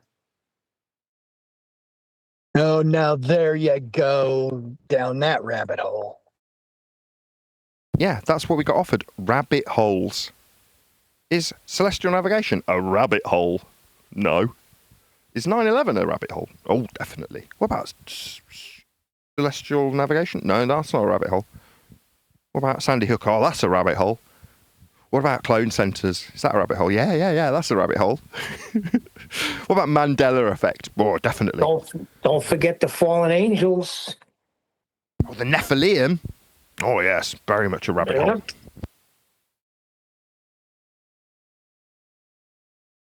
We can only blame Admiral Byrd for all of this. Did you notice that all roads of conspiracy don't lead to a ball Earth? Yeah, they lead to flat Earth. Why is it going to lead to the real conspiracy? What do you want them to be honest now?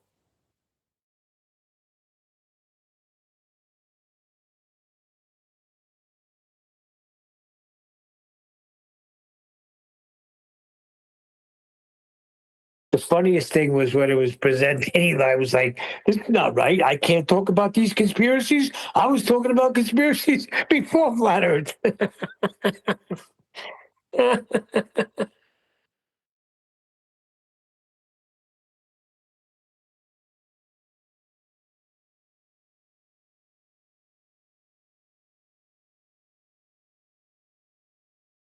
Yeah, if we stay in our little box and behave as we're supposed to as pawns on a chessboard, then we would continue to talk about flat Earth in the conspiratorial sense. If you look at a lot of our counterparts, people like Banjo, they talk about it in a conspiratorial light with the narratives that are given to them. Oh, for sure. Well, they still get promoted. They still can garner thousands, if not tens of thousands, of video views with flat Earth in the title. When people claim that a literal trig point, that's to say something that's utilised specifically as a flat Earth benchmark, is actually a medieval electricity socket, they get promoted.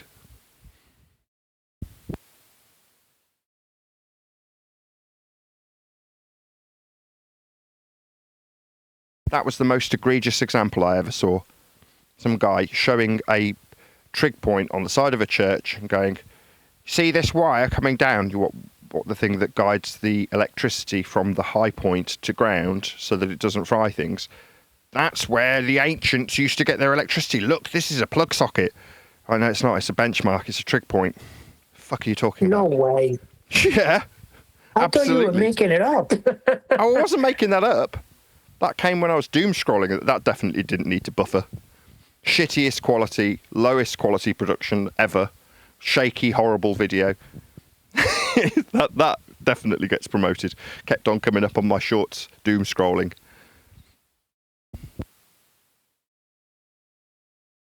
If you punt flat Earth as a conspiratorial subject, exactly as it's intended, you will be promoted within the subject. And then you can have other people brace against you. Oh, look how stupid these flat earthers are. they think that this is a socket. It's not. It's a trig point, so we can measure Earth as a globe. That's what needs to be done. Like what this flat Earth elevation point that's utilised by the Ordnance Survey to describe your height above sea level on a globe. But if they can say it's for a globe, the uninitiated don't know. And the flat earthers saying it's an electricity socket.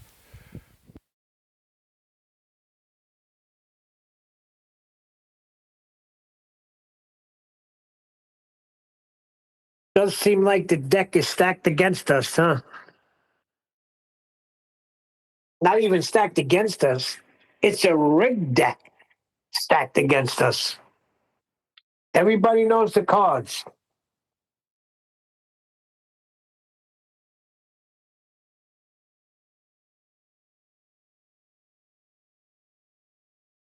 Yeah, it's engineered so that it's conspiratards versus dweebs.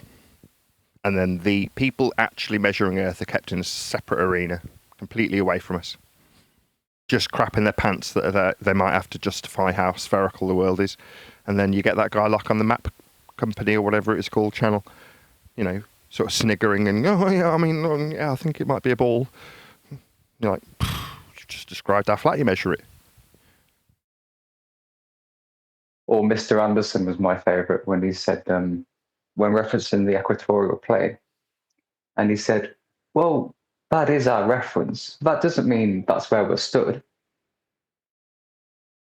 Reference, as in that's what we reference for the measurement. But that doesn't mean that's what we're using for the measurement. Yeah, it does. That's exactly what it means. Here's what I got today. Schopenhauer, ? He says, why do you waste your time? Why do you waste efforts in offering knowledge to the stupid? It is a folly. They pretend it does not exist. The measured flat destructive dichotomy is like that, like throwing pearls to you swine.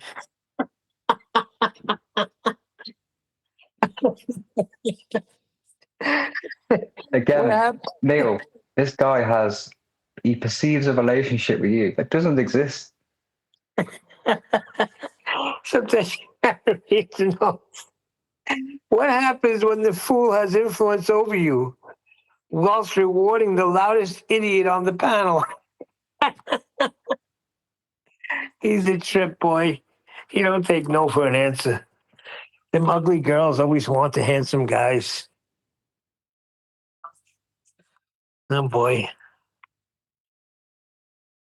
You must talk about my measured flat destructive dichotomy. Nathan, why are you hiding from it?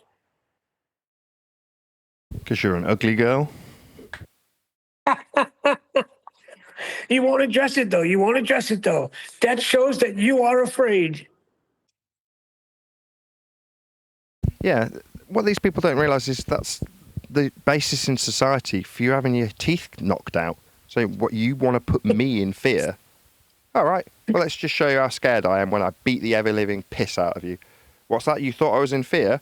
Yeah, I was for a second. I've relinquished that need to be in fear of you now, haven't I? I've stamped on your fingers. Yeah, so you're not really going to be doing much to put me in fear anymore. I've alleviated that concern. Yeah, fight or flight. What's that? I'm not allowed to fly away from you. Running away, not allowed. Well, then what's my alternative? I'll just beat the living piss out of you. No. We are the threat you hide from. You have to accept that the consequence of your flat Earth measurements is that part must equal two. But just play deaf, dumb, blind monkey and sing la la la. Yeah, no, it's still the same analogy. So in society, this person's saying, I'm a threat to you. Okay? So let's just say you sat in the police cell and you're being interviewed. And they go, why did you stamp on this man's head? Because he was threatening me. Was he? Yes, these were his exact words. So I stamped on his fucking head. Now he's got no teeth. Not much of a threat anymore, is he? What's that? He told me I was trying to run away. So listen to this in terms of what the police say. Well, was he trying to retreat from you? Yes, he was trying to run away. And I was telling him, are you trying to run away from me? Then he stamped on my fucking head. So, yeah, what, you want to be threatening? Yeah, on the internet, little man, you can pretend that you're threatening. Give me your address, Edibert. Let's report you. You want to be threatening, and you're saying that I'm not allowed to run away from you. So let's report you, because you've become, what, intimidating? Okay. Yeah, okay, I'll accept it. Yeah, you're a threat. You're a threat to me. Yeah, you're a threat to me and my family. Therefore, you need locking up. Because societally, you aren't tolerated. Now, these people know that. They know that they are social outcasts. That's why they belong here. So they can exercise their very intolerant nature towards others and get away with it. But the time's changing. The law is more and more being guided towards making online behaviour just behaviour. That's just how you are. Well, you're not allowed to be threatening to people. You're not allowed to tell them, you won't run away from me. So I've only got two choices, fight or flight. So you won't allow flight, you're going to have the ever-living piss kicked out of you. That's what's going to happen. Just FYI, Nathan, a little correction. It's fight, flight, or freeze, like a rabbit in headlights. But yeah, that's what they want us to do. Freeze with it. No, I want Edibert's name and address. I want to report him to the police. So tell him I'll talk to him. I will go through his, whatever it is, dichotomy, once I get his address and his full name. Tell him that. Oh, I'm sure he's hearing it. The contents of the book is dense and sleep-inducing. Do you think that the smutty, salacious chapters will do anything to elevate the book or flat Earth in any way? Do you read the Bible? Say Nathan says he will engage with you. He just needs your name and address, so he can report you to the police. Which is exactly what I will do the second I get his name and address. I'll say this person has been harassing the living shit out of all of me and my friends constantly. We've told him, fuck off. We don't like you. We don't want to engage with you. We would sooner beat the living shit out of you, metaphorically speaking, you're online, than engage with you. And they refuse to go away. So they've become a nuisance. They've become socially unacceptable in their behaviour. And that isn't tolerated, certainly not in the UK, not anymore. So, Edibert, I want your address, I want your name, so I can report you. It is that simple. What you're doing is criminal. I'm going to point it out. I'm not going to tolerate it anymore. We've told you we don't want to hang around with you. You're an irritating little prick, and you're now literally using the word threatening, isn't he? Yeah. He's also describing running away. So you're saying we're attempting to depart from your company and you won't allow that. So you've become a threat. Well, now I'm in fear of the safety of my family because of you and what you might potentially do based on your very specific words called threat. Now, if I don't get it, maybe I'll endeavour to get it. It's like, okay, there are other means of acquiring people's addresses so we can report you to the police for your threatening behaviour, your intolerance of people's desire to not be around you. Now, this is the kind of dweeb that, in spite of having their head dunked down the bog, still wants to hang around those people. That's Edibert. Like, no. You've had your head metaphorically dunked down the bog. Now we don't want to hang around with you anymore. We couldn't have made it any more clear. Just not taking no for an answer, are you, you ugly fat chick? I think that was the guy, because Michael Kahn said this is a brand new stock account just made today. That was him, probably. They don't take no for an answer, and they will demand that you give them an audience. Yeah, you're not getting one. You will get reported to the police, though. Eventually, this intolerant behaviour will be snubbed out because societally, people don't accept people who behave that way. In reality, if Edibert was in front of me at this point, I'd be stamping on his face. That's what would be happening, wouldn't it? All right, I've told you to piss off. You won't. You've demanded that I give you an audience and you've said, no, you feel threatened by me. Okay, that's perfect justification for me to snap all your fingers then. What they're going to say is you run a show called Flat Earth Debate, but you won't let us come on. We have no choice but to reach out and chat. That's not true. Eddie Bear's not banned, is he? I think that Virgin Droid did ban him from this Flipside. Well, yeah, using a voice changer is against the terms of service of the server. Oh, so he's breaking. Hello? So again, so he's breaking rules, but demanding audiences. Why do you need to break the rules? Using a voice changer. Oh, so the rules don't apply to you? That's why you get your head stamped on. That's why in society you'd have your fingers broken. It is that simple. Oh, the rules don't apply to you. Okay, well, the rules of having to not beat the living shit out of you won't apply to me while I stamp on your face.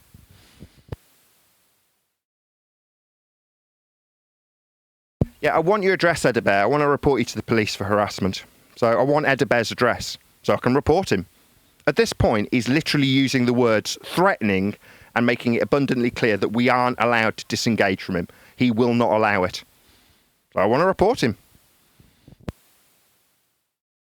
Yeah, and Nathan, hostile interactions with Elder goes back as far as 2022, I'm going to guess.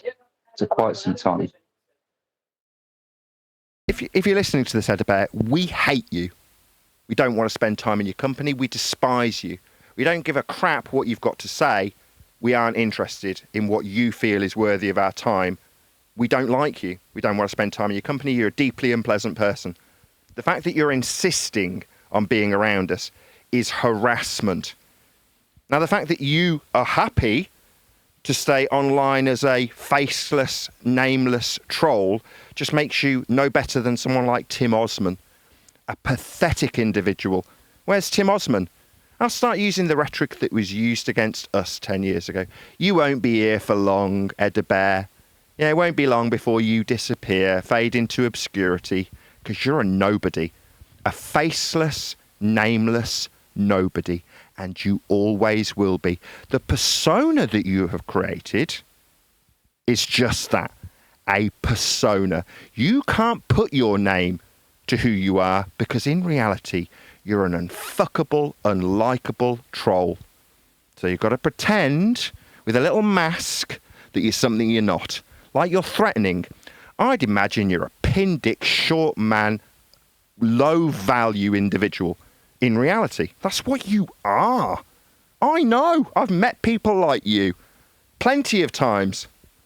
You're a very low-value individual, Eddie Bear.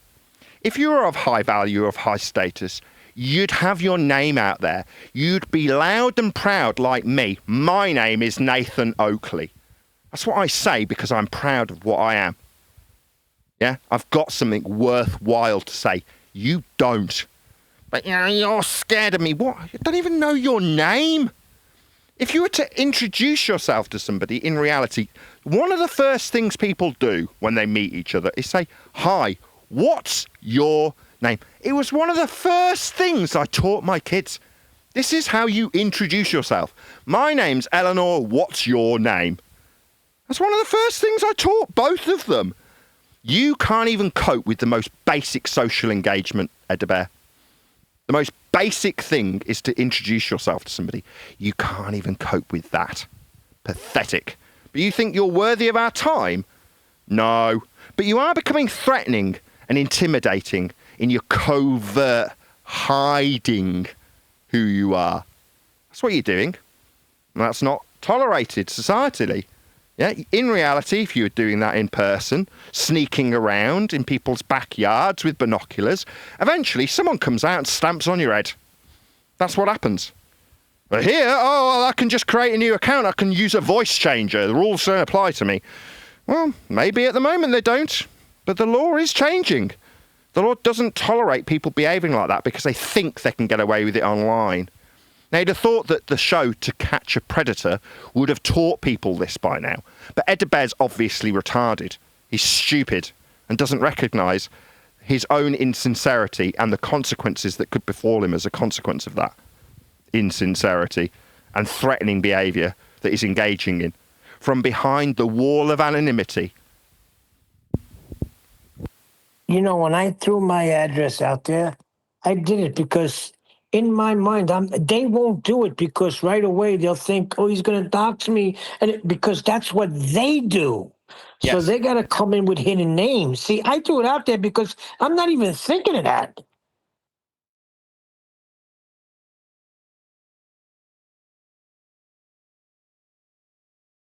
These people are cowards. There's no other word for it. They're cowards. They play the big game online behind a fake name with no consequences, no perceived consequences to their actions. So they can go around pretending like they're a big man. He sounds about 70, Ed the Bear. Sounds like some old man. Oh, you pathetic old twat. Go away. Yeah, and it definitely was that Alpha Murphy 72 because since he's not been around, I don't get no responses in lifetime in the Uncut and After show. So he was definitely the Fredo in the family. Was he the guy that couldn't quite accept that South was flat? Yeah. Yeah, well, like we keep saying, I've said it already, these people will eventually fade into the obscure background that they always belonged in. Where are you now, dickhead? You're cowering somewhere, cucking to the society that hates you anyway. Nobody in society liked you to begin with. That's why you were here online. Not because society loved you and adored you and held you up on their shoulders. No, you just wanted to slip into the background. Cuck to the societal consensus that you're trying to fight for. Well, that consensus doesn't even like you. That's why you've had to come here and create a fake persona. And he had to wait a very long time. He was in there for a while. I always seen his name there. And You're so very brave, weren't you, Murphy? So very brave. Yeah, he picked a time when nobody was around, and he thought he can get away with it. Yeah, he came in when I was testing the computer, so it crashed for the first time in about 2 years. I'm like, oh God, I've got to make adjustments. I'll sit and play a game in silence whilst everything's running. That is to say, the stream's working, it's all streaming and recording, and everything's functionally as I need it to be for the show. It doesn't matter. The computer doesn't care if I'm talking or not. Right? It's just under the same stress and strain. Well, he didn't know that that was the case. He just heard silence. So at one point, it was like, I started wasting our time while he's trying to discuss with us how South, do I need to say anything else? You know, how something works. You're like, you're barking up the wrong tree. I'm not the arbiter of South. South's flat. Have you never used a compass? He's like, don't waste our time. And he's like, what, you've sat in silence for 20 minutes? I'm like, yeah. No, he didn't say that. He said we were jerking each other off for 20 minutes.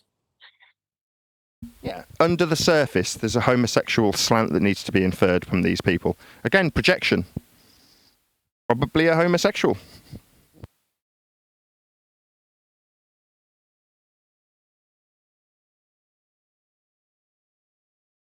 It is pretty sad when you think about it. It kind of makes you feel bad for them, but nah. If there wasn't so many.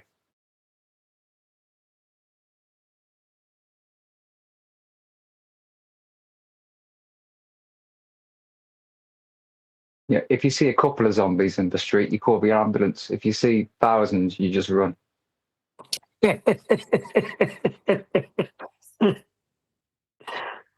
We'll go for the headshots.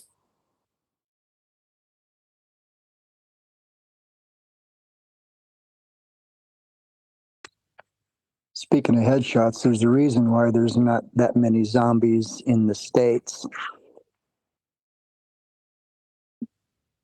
You Brits have a reason why you're so bold and brazen about threatening somebody. In America, that doesn't quite go that way. If you threaten somebody, come on their property. Yeah, in America you have weapons, so words certainly do have consequences. even though you have freedom of speech, you're not allowed to incite violence, are you? Not allowed to incite. You're allowed to defend yourself. Pew pew. Right, but you're allowed to only defend yourself against someone who's inciting violence on you, even if it's through words, because they could be threatening to do damage to you. So then you're forced to react. Yeah, that's touchy. I mean, sticks and stones can break my bones, but calling names doesn't hurt me. Or I'm not on about insulting your character. I'm on about if they're threatening you. Oh, if they're coming at me, if they're personally there and threatening with words, and I don't know if they're armed, they'll know that I am. You are Right, what? yeah, we don't have that over here. We, at worst, you'll have two guys go around somewhere there's not cameras and just fight it out. And then as soon as one guy's down, that's it. That's typically how it goes in England.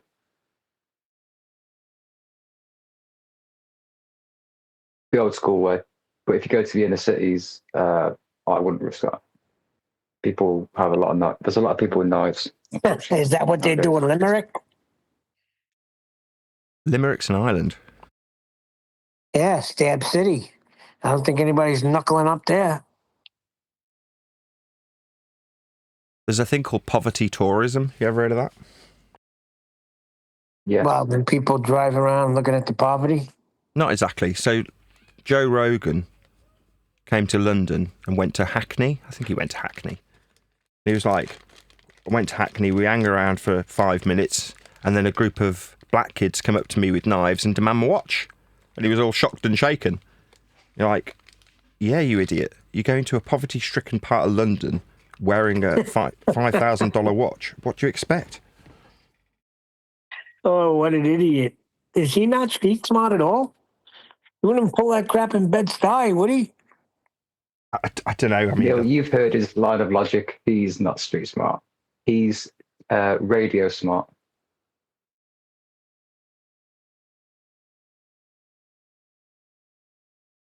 hey, Jamie, have you seen these kids in Hackney? It's bananas.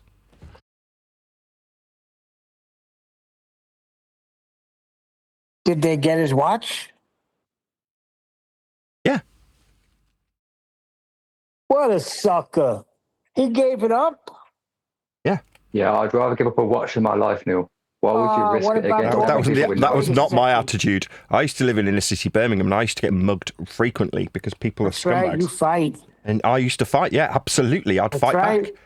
I went once because I moved schools quite regularly, and the friends I had from Stratford-upon-Avon came to my hometown of Birmingham and we went to a laser quest. And then I took them all to the train station and a group of black kids came and started demanding wallets. And there's, I don't know, 4 or 5 of them and they're threatening to snap us. And all of my friends immediately turned over all their stuff. I was like, no, absolutely not. I will fight you. And I did. I mean, don't get me wrong, it was 5 against 1. I had the absolute living shit kicked out of me. But I wasn't going to turn over my wallet. They'd have to tear it out of my hands, and they did. I mean, eventually they got it off me, but they had to physically tear it out of my hands because I wouldn't just hand it over. That was never my mentality. And they're not looking for, actually, that's what they're looking for, the handover. They really don't want the confrontation. No, and they escalated it. So for my friends, once they'd got what they wanted, they then started demanding that they all jumped on the train tracks as a train came. You see? You have to fight for what's yours. Now, if somebody's got a gun, it's a real gun, that's a different story. You know? Unless you know how to disarm them. I've seen people doing that. Like in 2 seconds, they got the gun in their hand. But unless you know what you're doing, a gun's a different story. But a knife? Come on, baby, let's go. We're rolling around with this. Yeah, that was my attitude. Like, yeah, I've seen a knife before. Yeah, and I've also seen the prison incarceration rate by the amount of black kids who go around stabbing people. So I'd rather not take that chance. Like I say, you develop a different skateboarder, mentality if you repeatedly getting mugged, which is what would happen when you lived in, or when I was living in inner city Birmingham. That's what would happen frequently. You'd constantly be in those sorts of scenarios, and you just get sick of it. And eventually, your self-preservation wanes a little bit. I'm not going to lie. You're like, no, if I don't fight back, I'm just going to constantly be giving up shoes and wallets, and you just no. These days, it'd be phones. You're just constantly buying a new phone. You're like, fuck that. No. Well, luckily I'm still in the Shires, so that's only started to creep in the last 10 years. I mean, that's why I moved to the Shires. You know what I mean? But by the same token, when I was in inner city Birmingham, you eventually fight back. Because, like I say, the people who do that sort of thing would sooner see you dead once they realise that you're compliant. And I knew that. I instinctually knew in that particular scenario, this will escalate. If I just do what they tell me, it won't end there. And it didn't. For my friends, they were demanding that my friends jumped on the track. Me, I was walking away. I was walking down the tracks to the other end of the platform going, no, fuck you. Don't get me wrong, he got my head smashed against a train station waiting room door. But I wasn't I wasn't the one getting demanded to jump on the railway tracks while a train came. My friends who'd handed over everything, they'd been compliant, were being told, now you will die. Now you can jump in front of this train that's coming. That's pretty dark. Yeah. But like I say, familiarity, you're like, no. Is it familiarity breeds contempt? You know, back when there was public executions in England, collected thieves, who obviously, usually some were friends, but a lot of them were friends of friends. Well, it was routine that they'd shake each other down before they went on a heist, because if anybody had a weapon and anybody died, they'd all get hanged. And so it's a shame. We need the public hangings back, because that would deter a lot of people. I watched a YouTube video putting that exact rhetoric across yesterday, where they were suggesting that the stocks should come back. You know what the stocks are? Of course. There's a certain level of humiliation that comes with your crime, and the public around you, your community, is acutely aware of who you are and what you've done because you're on public display in the stocks.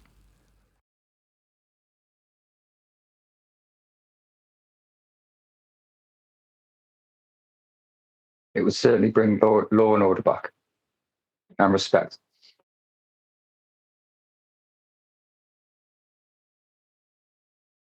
I've had knives pulled on me about three or four times in the past. But my saving grace was I always used to lose my keys, especially wearing a key chain. And that's like a flail. And that saved my ass quite a few times, whacking that round the faces. Well, that's the first thing you did. When I was in Rikers Island and a guy pulled a razor out on me, this is a dorm of like over 100 people. I immediately grabbed the bed sheet from the nearest bed and wrapped it around my right arm. And I just had to freaking go to work. But that's what you got to do, man. You can't just stand there and let people take your shit. They'll continually take your shit. Yeah.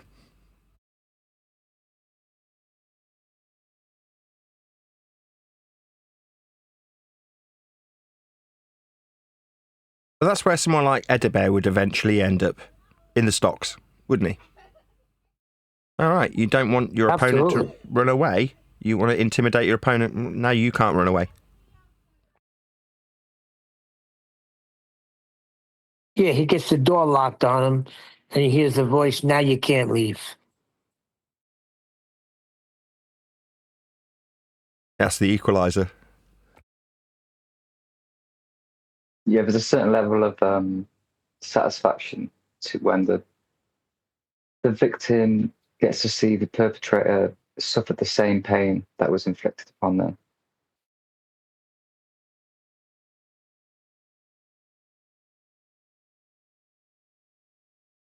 Yep. And for justice to be done, pain has to be felt in some way.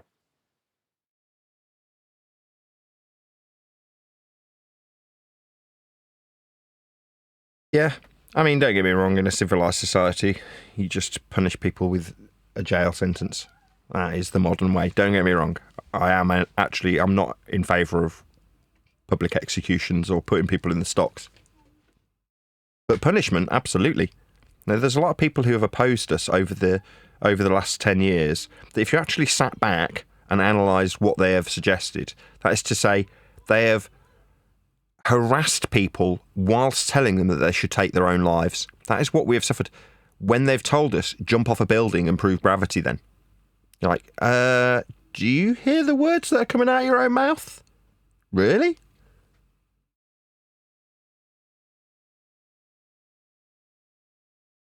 Not reasonable behaviour is my point. What we have suffered is not reasonable, societally. Not deemed acceptable in any way or capacity. Yes, and as we're not a protected group, people think they have free reign to project their demons onto us. Yep. We all have them, but that's what a gym or a football team's for. Get them out there, so you don't project onto other people. Someone will find a loophole. They'll find how, I don't know, just for the sake of argument, how actually surveyors are a protected group. Somehow someone will get us categorised in with them, and then suddenly the whole full force of the law will come against the people who are trolling us, suggesting that we should be jumping off tall buildings, like inciting fear and hatred.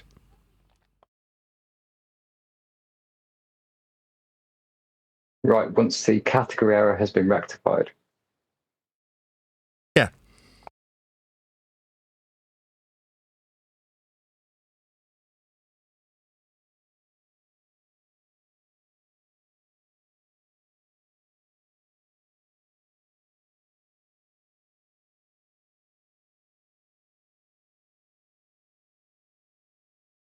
And ultimately, who does that responsibility come down to?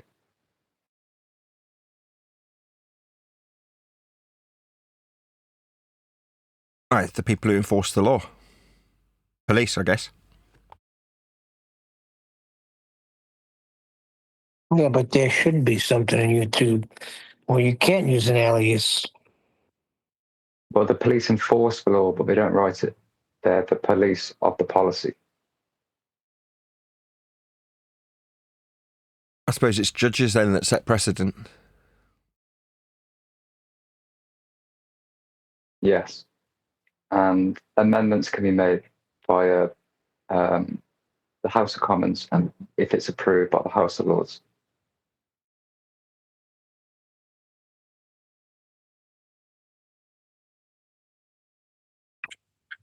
The problem is that there's still a distinction between virtual and real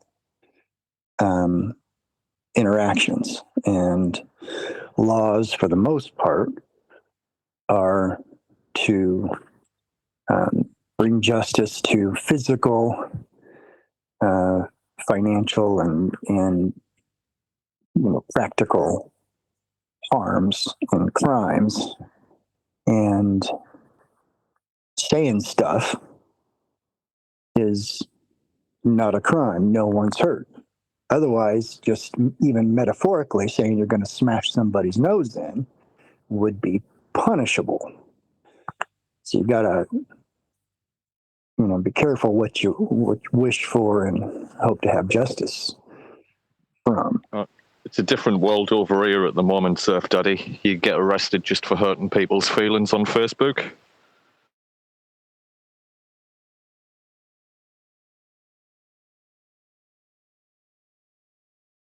And not just arrested, also in prisons.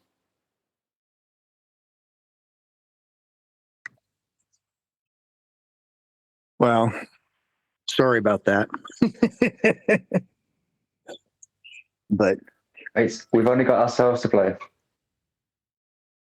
True. It's all, voluntary compliance and with what the government or the lawmakers are asked to do.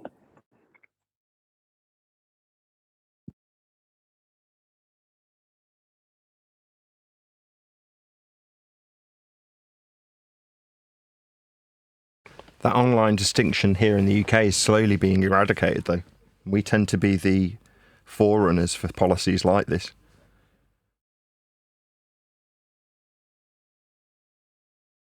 Well, I'm just still constantly asking myself, what other form of public discourse allows this kind of distorted decorum or actions? I mean, you wouldn't see this if you were just up giving a TED talk. You know, you wouldn't have people being this viscerally, verbally threatening and violent over any topic, I would think. No. Except talking about crime, actual crimes, the P word and stuff like that, if you were advocating for that kind of stuff. But, how you measure the earth isn't one of those things. In a way, it's really great to be out of the quote unquote flat earth realm and the debate and all of that. Because, who's going to, it just accentuates how rabid these people are when you're just saying, oh, well, here's an elevation angle. Here's how it's measured. Use your horizon mirror for a sextant and measure this angle, blah, blah, blah. Well, it doesn't mean it's flat. You deserve to have your kids taken away from you. What's that about, dude? Chill. It's just your flat earth rhetoric.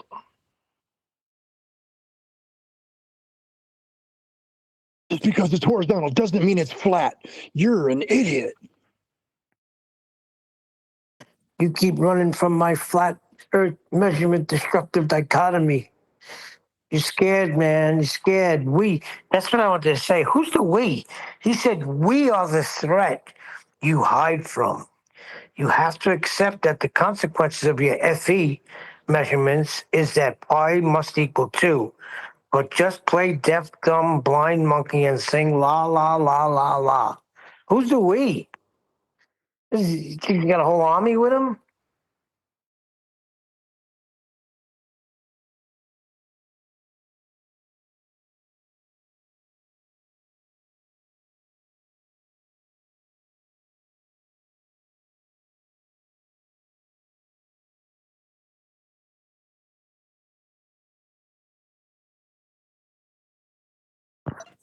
My name is Legion, for we are many. Where did we hear that before? Some cheesy child's comic book superhero, I'm guessing. It's from Red Dwarf. That's from the Bible, dude. I do apologize. No, that was a good answer, though. I appreciated it.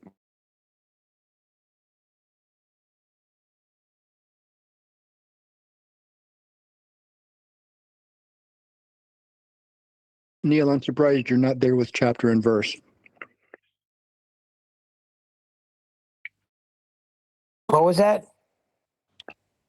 My name is Legion, for we are many. Well, that sounds like Star Trek, the Borg. Oh, dude. That's from scripture. Yeah, it's from the demonic. Remember Borg? Resistance is futile. All right. Jesus says, what's your name? Legion, for we are many. All right. And then he says, you got to go. And then they say, cast us into the pig. And he we says, can't be disembodied. Your wish is my command. Go. And over 2,000 rushed into the freaking river, wherever they were, and freaking killed themselves. And then they asked Jesus to leave. You see a miracle like that, I'm saying, can you hang out for a while with us? Nope. That was their business. They always choose money over God's.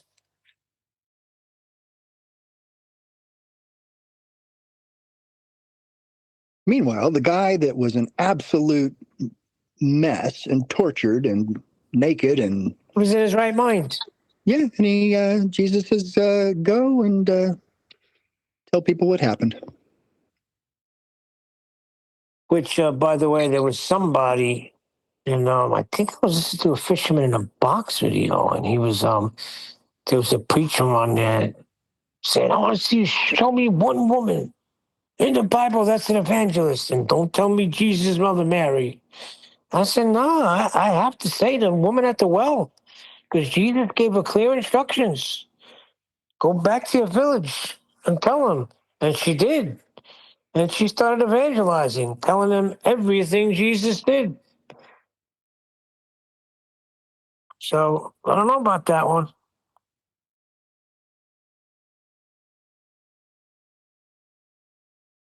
Well, anyhow, most ballers like Edinburgh and stuff like that are really just confident because they believe they're part of the Legion. Whenever they say we and we and we this and we measured that and we know this and we and Yeah, but what flat Earth measurements are they holding us to? We didn't measure anything. Why don't you They ask keep saying, in future, what measurements exactly is it that you're holding us to? If there's a suggestion that there's a destructive dichotomy, I don't know, that pi equals 2 as a result of flat Earth measurements, okay, which measurement? our measured flat. You know? I think the 5,400 nautical miles and something that he holds it, that those are our measurements.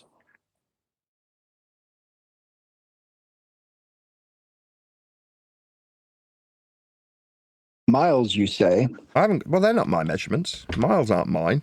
I didn't come up with miles. I just keep saying it. They're barking up the wrong tree. You use them. They've popped us on a pedestal where somehow what we say is consequential to these measurements.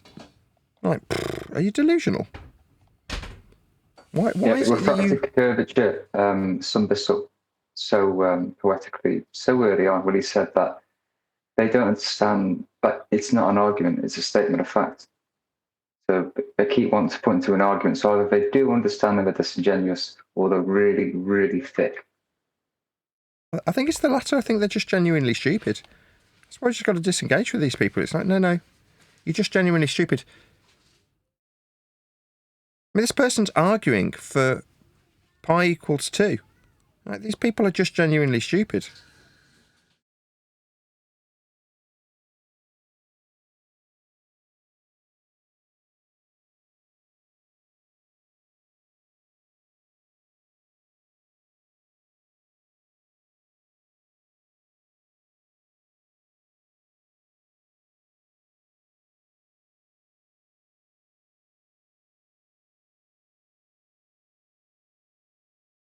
Yeah, unfortunately, none of us here are actual psychologists, so we can't give a professional diagnosis. So You don't have to be a psychologist to diagnose stupid.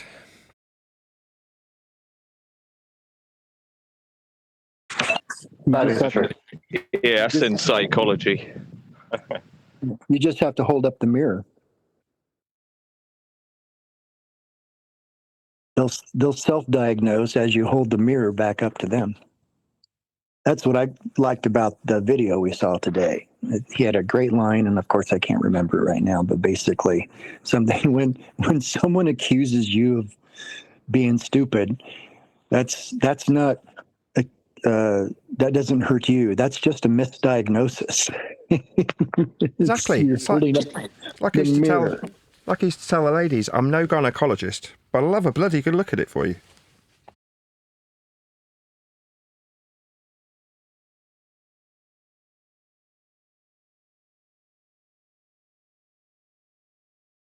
I'm more accurate without gloves. I was just going to say, is that a car joke? No, Roy Chubby Brown.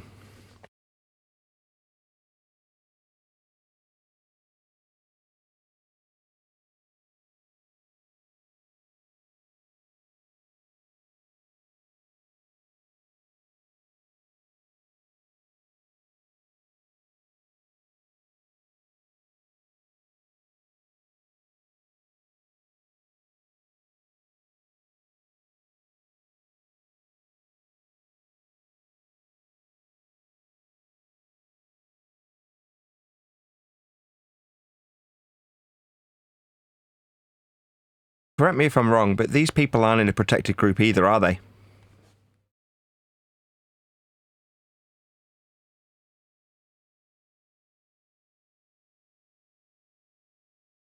Heliocentrism? That's correct. They're not in a protected group. It's not classified as a religion. No, it's just consensus. Consensus is not a protected group. No, but heliocentrism is consensus. Yes. Of a belief. Oh, yeah. But that doesn't make them a protected group. It's not like they're lesbians. No, they're just wrong. They might be lesbians, but you know what I mean. They're more likely to be lesbians. I did suspect Edda Bear being a lesbian, but that's not really the point.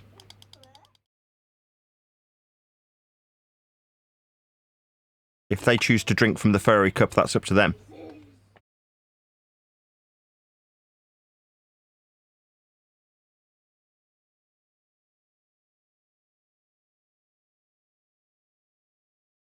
Point is that they're not in a protected group, which is why we can be reasonably sure that their threats are empty, because if they were to act on them in any way, then they're not protected. They'd be more likely to be prosecuted. Exactly. Or they would be more likely to have their nose broken if they actually physically were in your presence. Exactly. Or being a punch bag worthy. Well, it's more that they've been threatening. So I've tried to tie this consistently to the fact that over the years, we have suffered abuse from these people, unjustifiably. Now, not just unjustifiably because we're now in a position to declare absolutely without question that we are right in what we have said all along.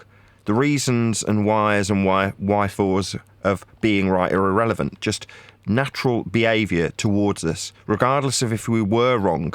Let's say we were Nazis, or, I don't know, some extremist group that's frowned upon. Would that mean that you'd in any way be justified in behaving that way towards that group of people? No, of course not. If they're breaking the law, then there's obviously stuff that needs to be done. But they're not taking us through channels where they're saying, look, you're lawbreakers. They're just telling us to jump off buildings.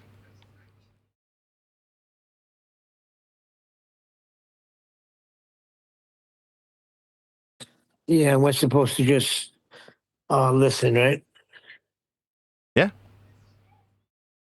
Well, in society, if they weren't behind their internet million miles of fibre, they'd just have the shit kicked out of them, wouldn't they? Like, sorry, you what? You're going to do what? Well, looks like it's time to alleviate this threat then.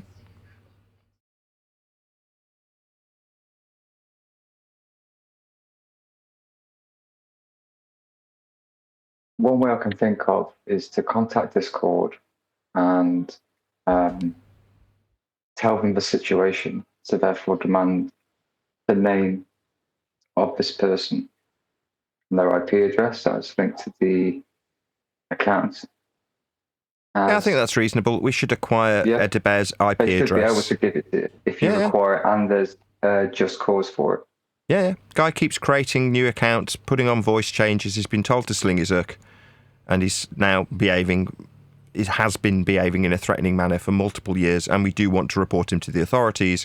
Therefore, we expect you to give up his IP address so we can report him to the authorities.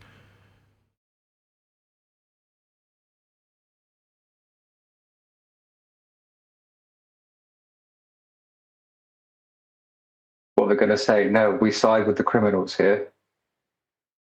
I mean, Discord just want an easy life.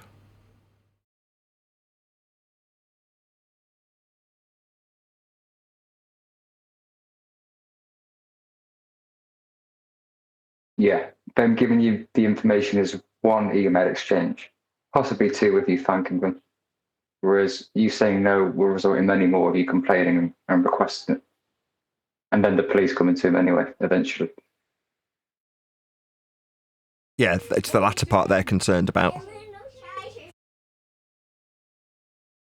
And the police asked, well, this person requested this information to bring to us and you denied it.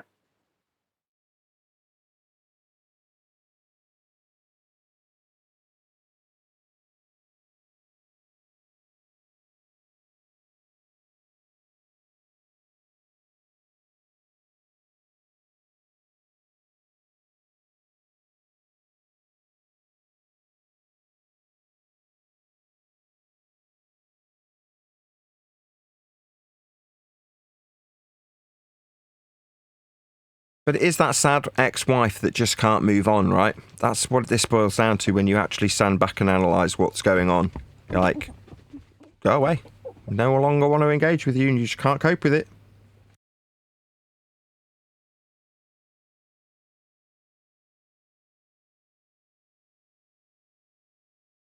Yeah.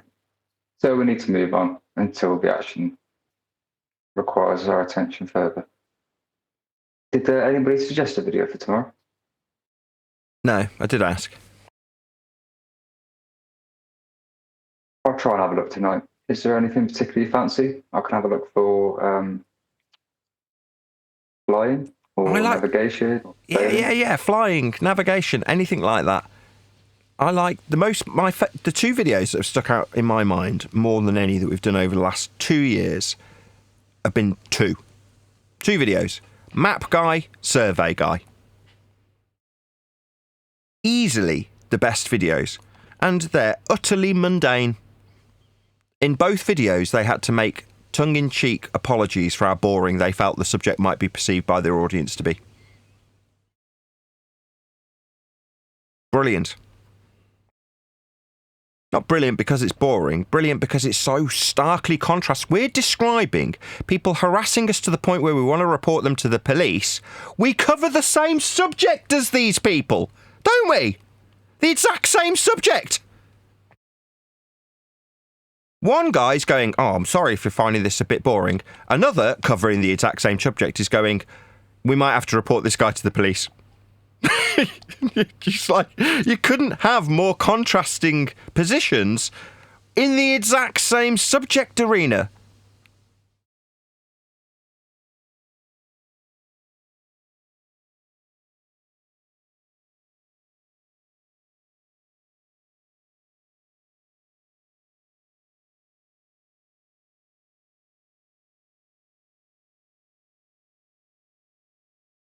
It is kind of crazy when you think about it.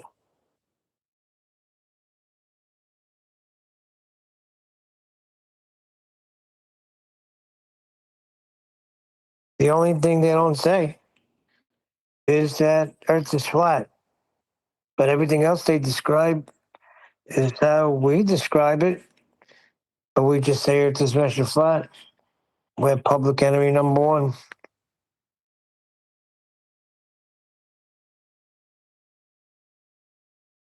Yeah, but it's got to be tough though, Neil, knowing that your belief relies on a category error that's just yet to be rectified. We're just waiting for it. I don't think they'd be ready for it. Ready for what? A category error that's yet to be rectified? What does that mean? Within YouTube's algorithm with regards to this topic. Being placed within argumentation, making it subjective when its statements of fact are proved as flat, and within the conspiracy realm, and then pinned against a heliocentrist in a never-ending circle jerk.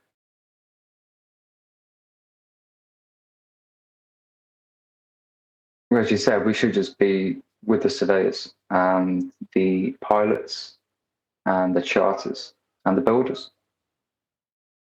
Yes. Well, we are. Yeah, let's make that distinction. I absolutely agree with your sentiment, first and foremost. Just a slight correction. We, just us here now, and anybody listening to us, are already. We stepped away 6 months ago.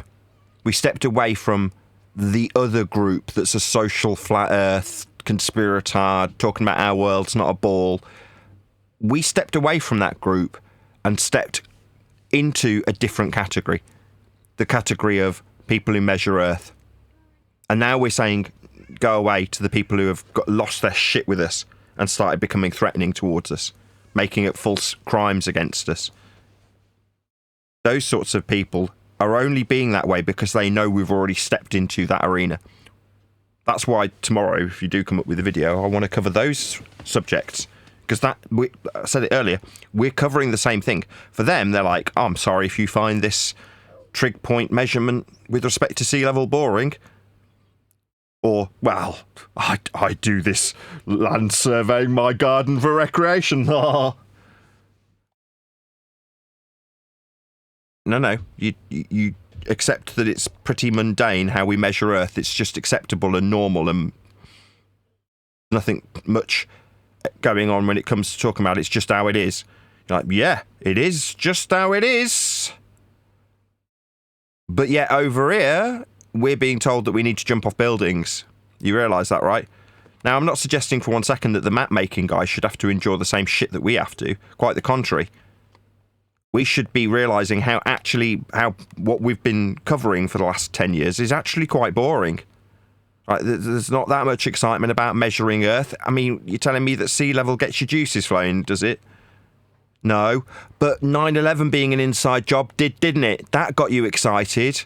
Out of Africa's exciting.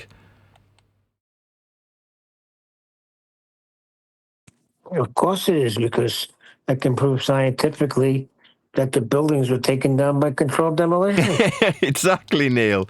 Yeah, you've got scientific evidence for the hidden hand, for the Freemasons, for the people that control. It's like, what? So what you really need, what these people, the conspiratards that we're now detached from, who are slowly walking away from me, by the way, they're being replaced as quickly as they're walking away. I don't know if anybody realises this. I get to see my stats. But for those people, they're ultimately starting to recognise how inconsequential their world is. Their worldview isn't worth anything. They're just fantasists.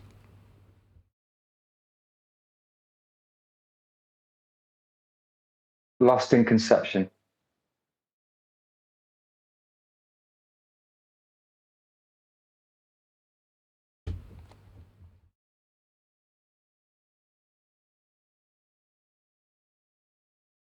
Where the abstract supersedes reality, or the objective. It's not exciting enough, right? Flat Earth as a subject isn't exciting. There is one exciting element I can think of, though, Nathan. Sorry to interrupt you. Go on.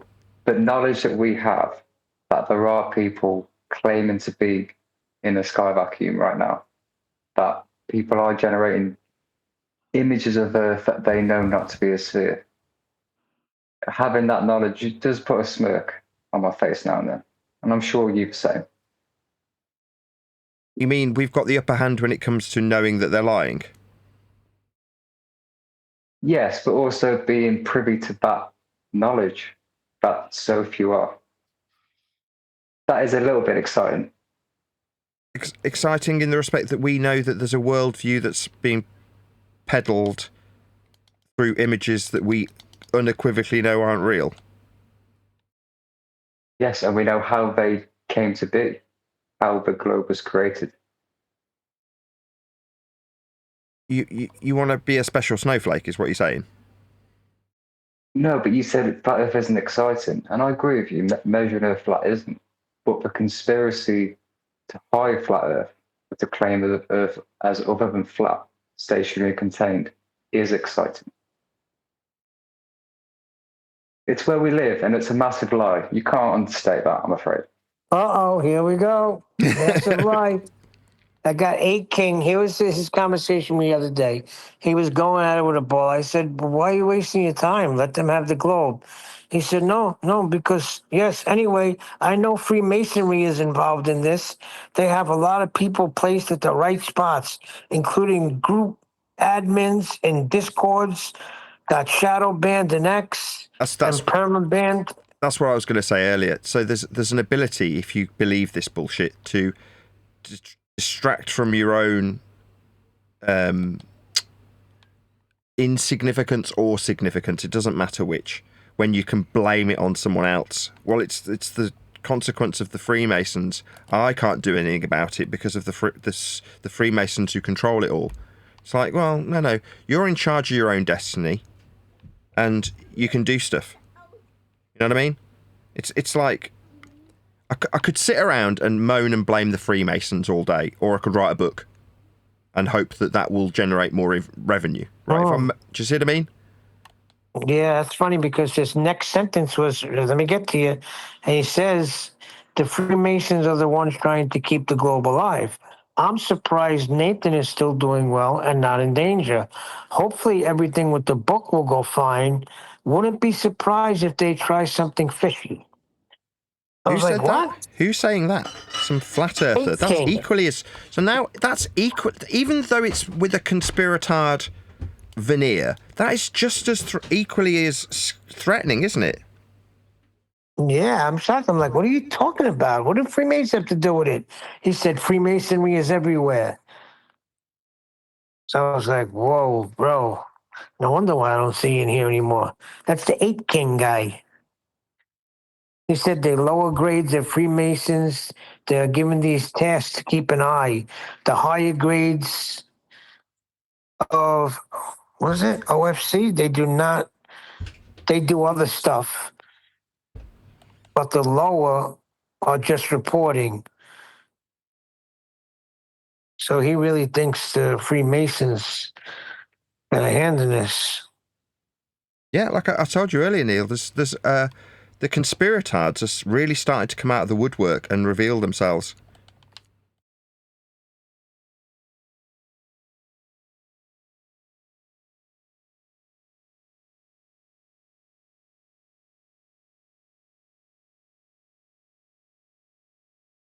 So you're not a travelling man? No, I'm not a Freemason. You know who answered yes to that question? Will Duffy. Will Duffy. Yeah, well, remember Unorthodox was worried about it. Ain't you worried, Nathan? Somebody's going to come and pay you a visit? Yeah, that's what I was going on for. I just remembered the point I was going on from earlier. Yeah, again, so even though they're perceived to be on our side, that's also very threatening. Shouldn't you be worried? Like, yeah, I'm going to start talking about the people who we formerly called our friends in the same vein as I currently talk about the Baltards. Like, excuse me, shouldn't I be worried? You're going to get your head stamped on. I'm going to start talking in those terms about the flatties, aren't I? Because they're starting to hate us too, because I've robbed them of being special little snowflakes, haven't I? Yep. So suddenly they're now, well, don't you feel worried? Well, by you, that's the reason why societally you get your head stamped on too, though, isn't it?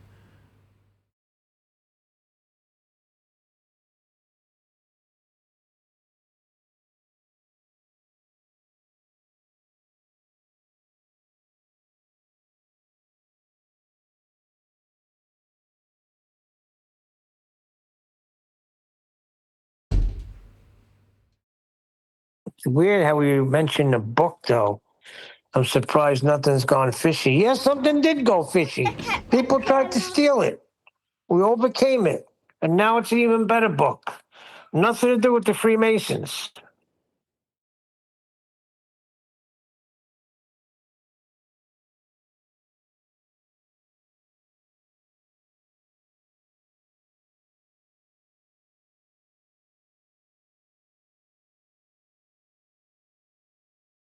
Yeah, Nathan, that's why I think first put a call in who to contact to get them on their show is book reviews. As many of them as possible. Have you found any more since our last conversation? Yeah, loads. People keep supplying me with loads of names. That's good news. Yeah, I've got a great big long list now.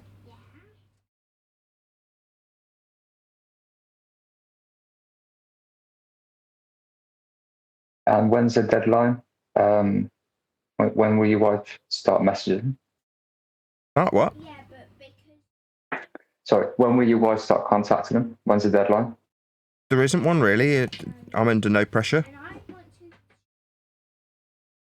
Okay, just as and when then. Just whenever. It won't hurt.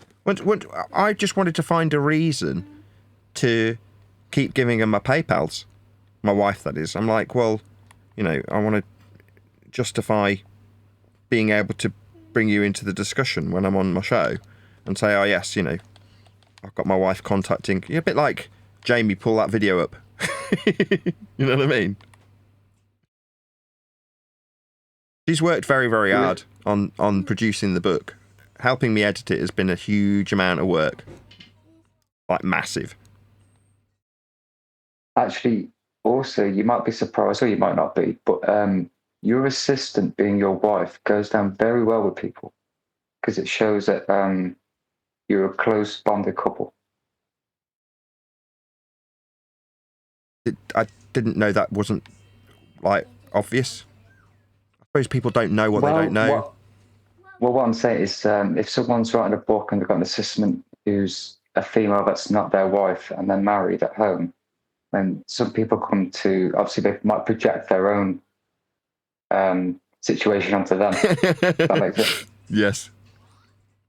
You're saying somebody who is on the outside looking in on my life might go, if I was writing a book and I could get a female editor to work with. Well, that dark thought isn't me. I'm sure Nathan would want some. Nathan would be doing that with his, etc., etc. They project. Correct.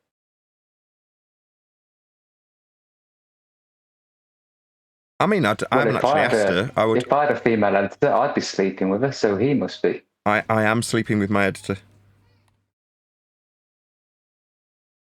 And she's your wife, so that's why it looks good. That's why it looks even better to Joe Normal. Fair enough.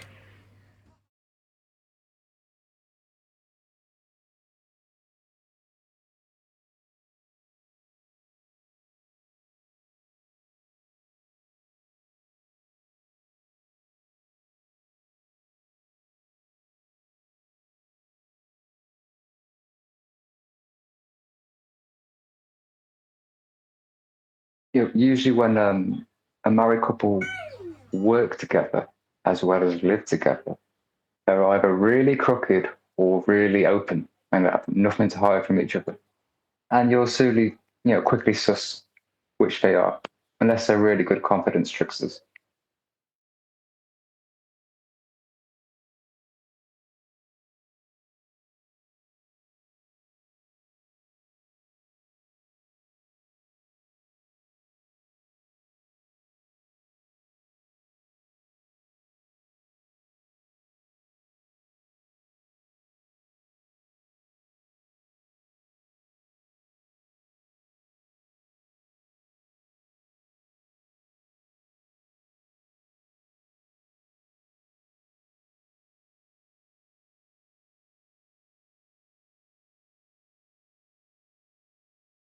Anyway, have we killed the conversation for you to round out, Nathan? No, I'm playing on my Fortnite game. That's why I keep losing track of the conversation. The racing or shooting? Shooting things. There's nothing like firing a gun, eh? I'll tell you what, the most satisfying gun, I don't play it anymore, but I will say, firing bolt action snipers on Call of Duty was the most satisfying thing I ever did on a weekend. I can still feel the recoil to this day. And that was through a controller on, the TV screen. Imagine it for real. Oof.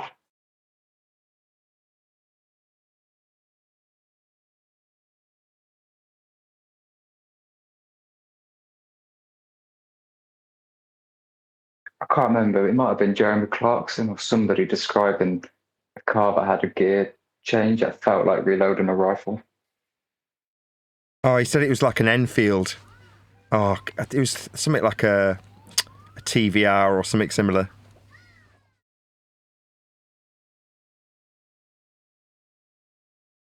Yeah, that's the sort of gear change you want.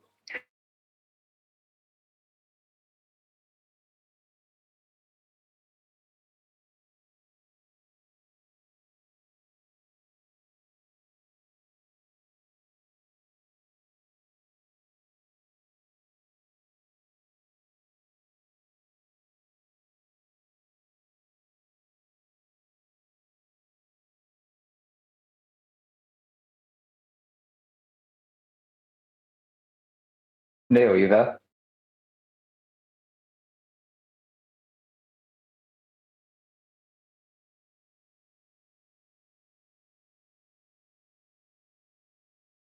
Neil. We're getting complimented. Huh? Orange peel. Getting complimented. Why? Because instead of me employing a different editor, I've got you to do it. And that apparently will be perceived well. Okay. Can you just explain it again? My wife's literally just stood here now. All right. Typically, from my experience, couples who work together as well as live together are perceived more fondly by Joe Public, especially with regards to sales, because couples in that situation are usually very open and don't have anything to hide from one another, or they're total crooks. It's either one or the other. So if you get a good feeling from them, the chances are they're either really good, confident stricters, or they're just really open and honest people. And so people sense that. If you live together and work together, then you've got nothing to hide. You've got a passion for each other and what you do. Whereas a guy with an assistant that's not his wife, people might project their own fantasies onto that person and assume the worst.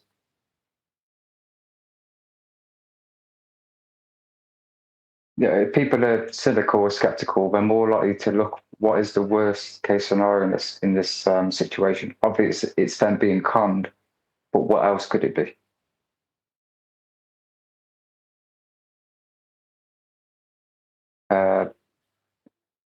When a married couple and it's obvious that how tight the bond is, and that can't be used. There's nothing there to be used against you.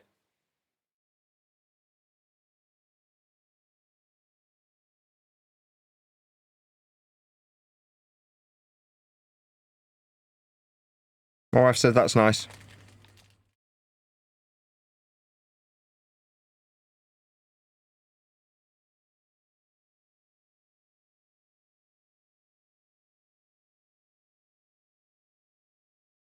Neil, if you've ever, because you've got into English football, I've discovered a referee called Kevin Lynch, and he retired recently, or a few years ago, and he was a football referee for years.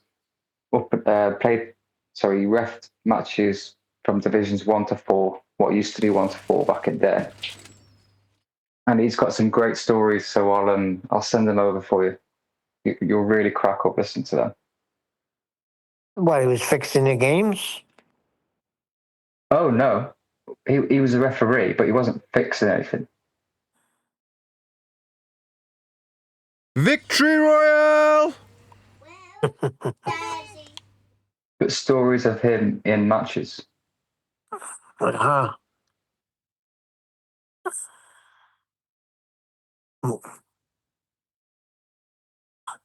That Arsenal team is really good, huh?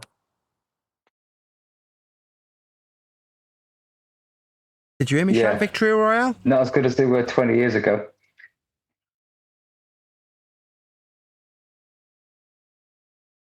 Nobody cares.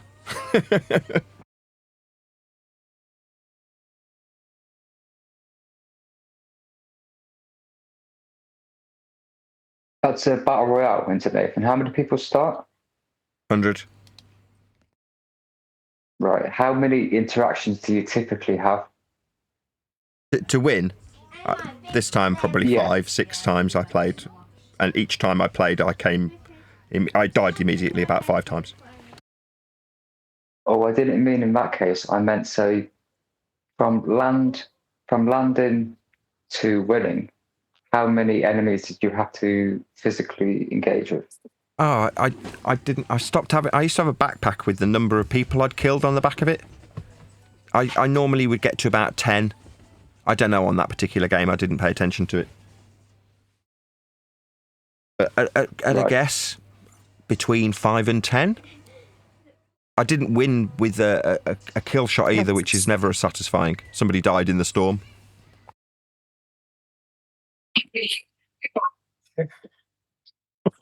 Impressive.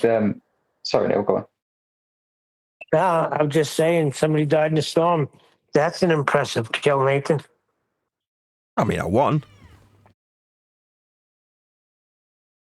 I was going to say, having played battle royales in different formats, you can win in a variety of ways. You can win matches without killing anybody. Yeah, I think Ninja did that. So he was playing with a friend of his and he wanted to see if he could win without moving at all. In other words, the battle bus kicks him out, he lands, and then just by chance, he has to obviously do it several times, like more than several, to be in a position where the storm closes in around where he lands. But eventually he got to the point where there was just him and his friend in the next room. It might not be Ninja, but someone like him. So him and his friend are the only two players left. So he went into the next room and just unplugged his mate's computer.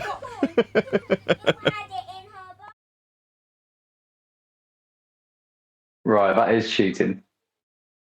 Right, you just said you can win in a variety of different ways. In that case, he was like, this will be my only opportunity ever to win without moving a muscle. So he went into the next room and unplugged his mate's computer. He'd been battling and probably beaten 10 people, you know what I mean?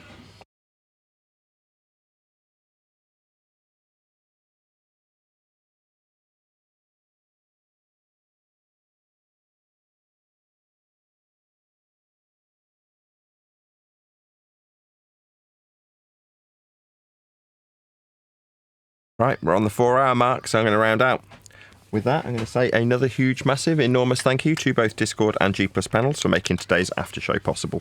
And of course, a massive thank you to all of you for liking, commenting, sharing, subscribing. Why am I in the middle of this camera shot? And all that good stuff.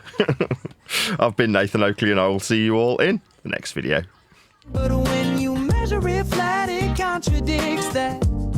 I'm spitting flat facts and that.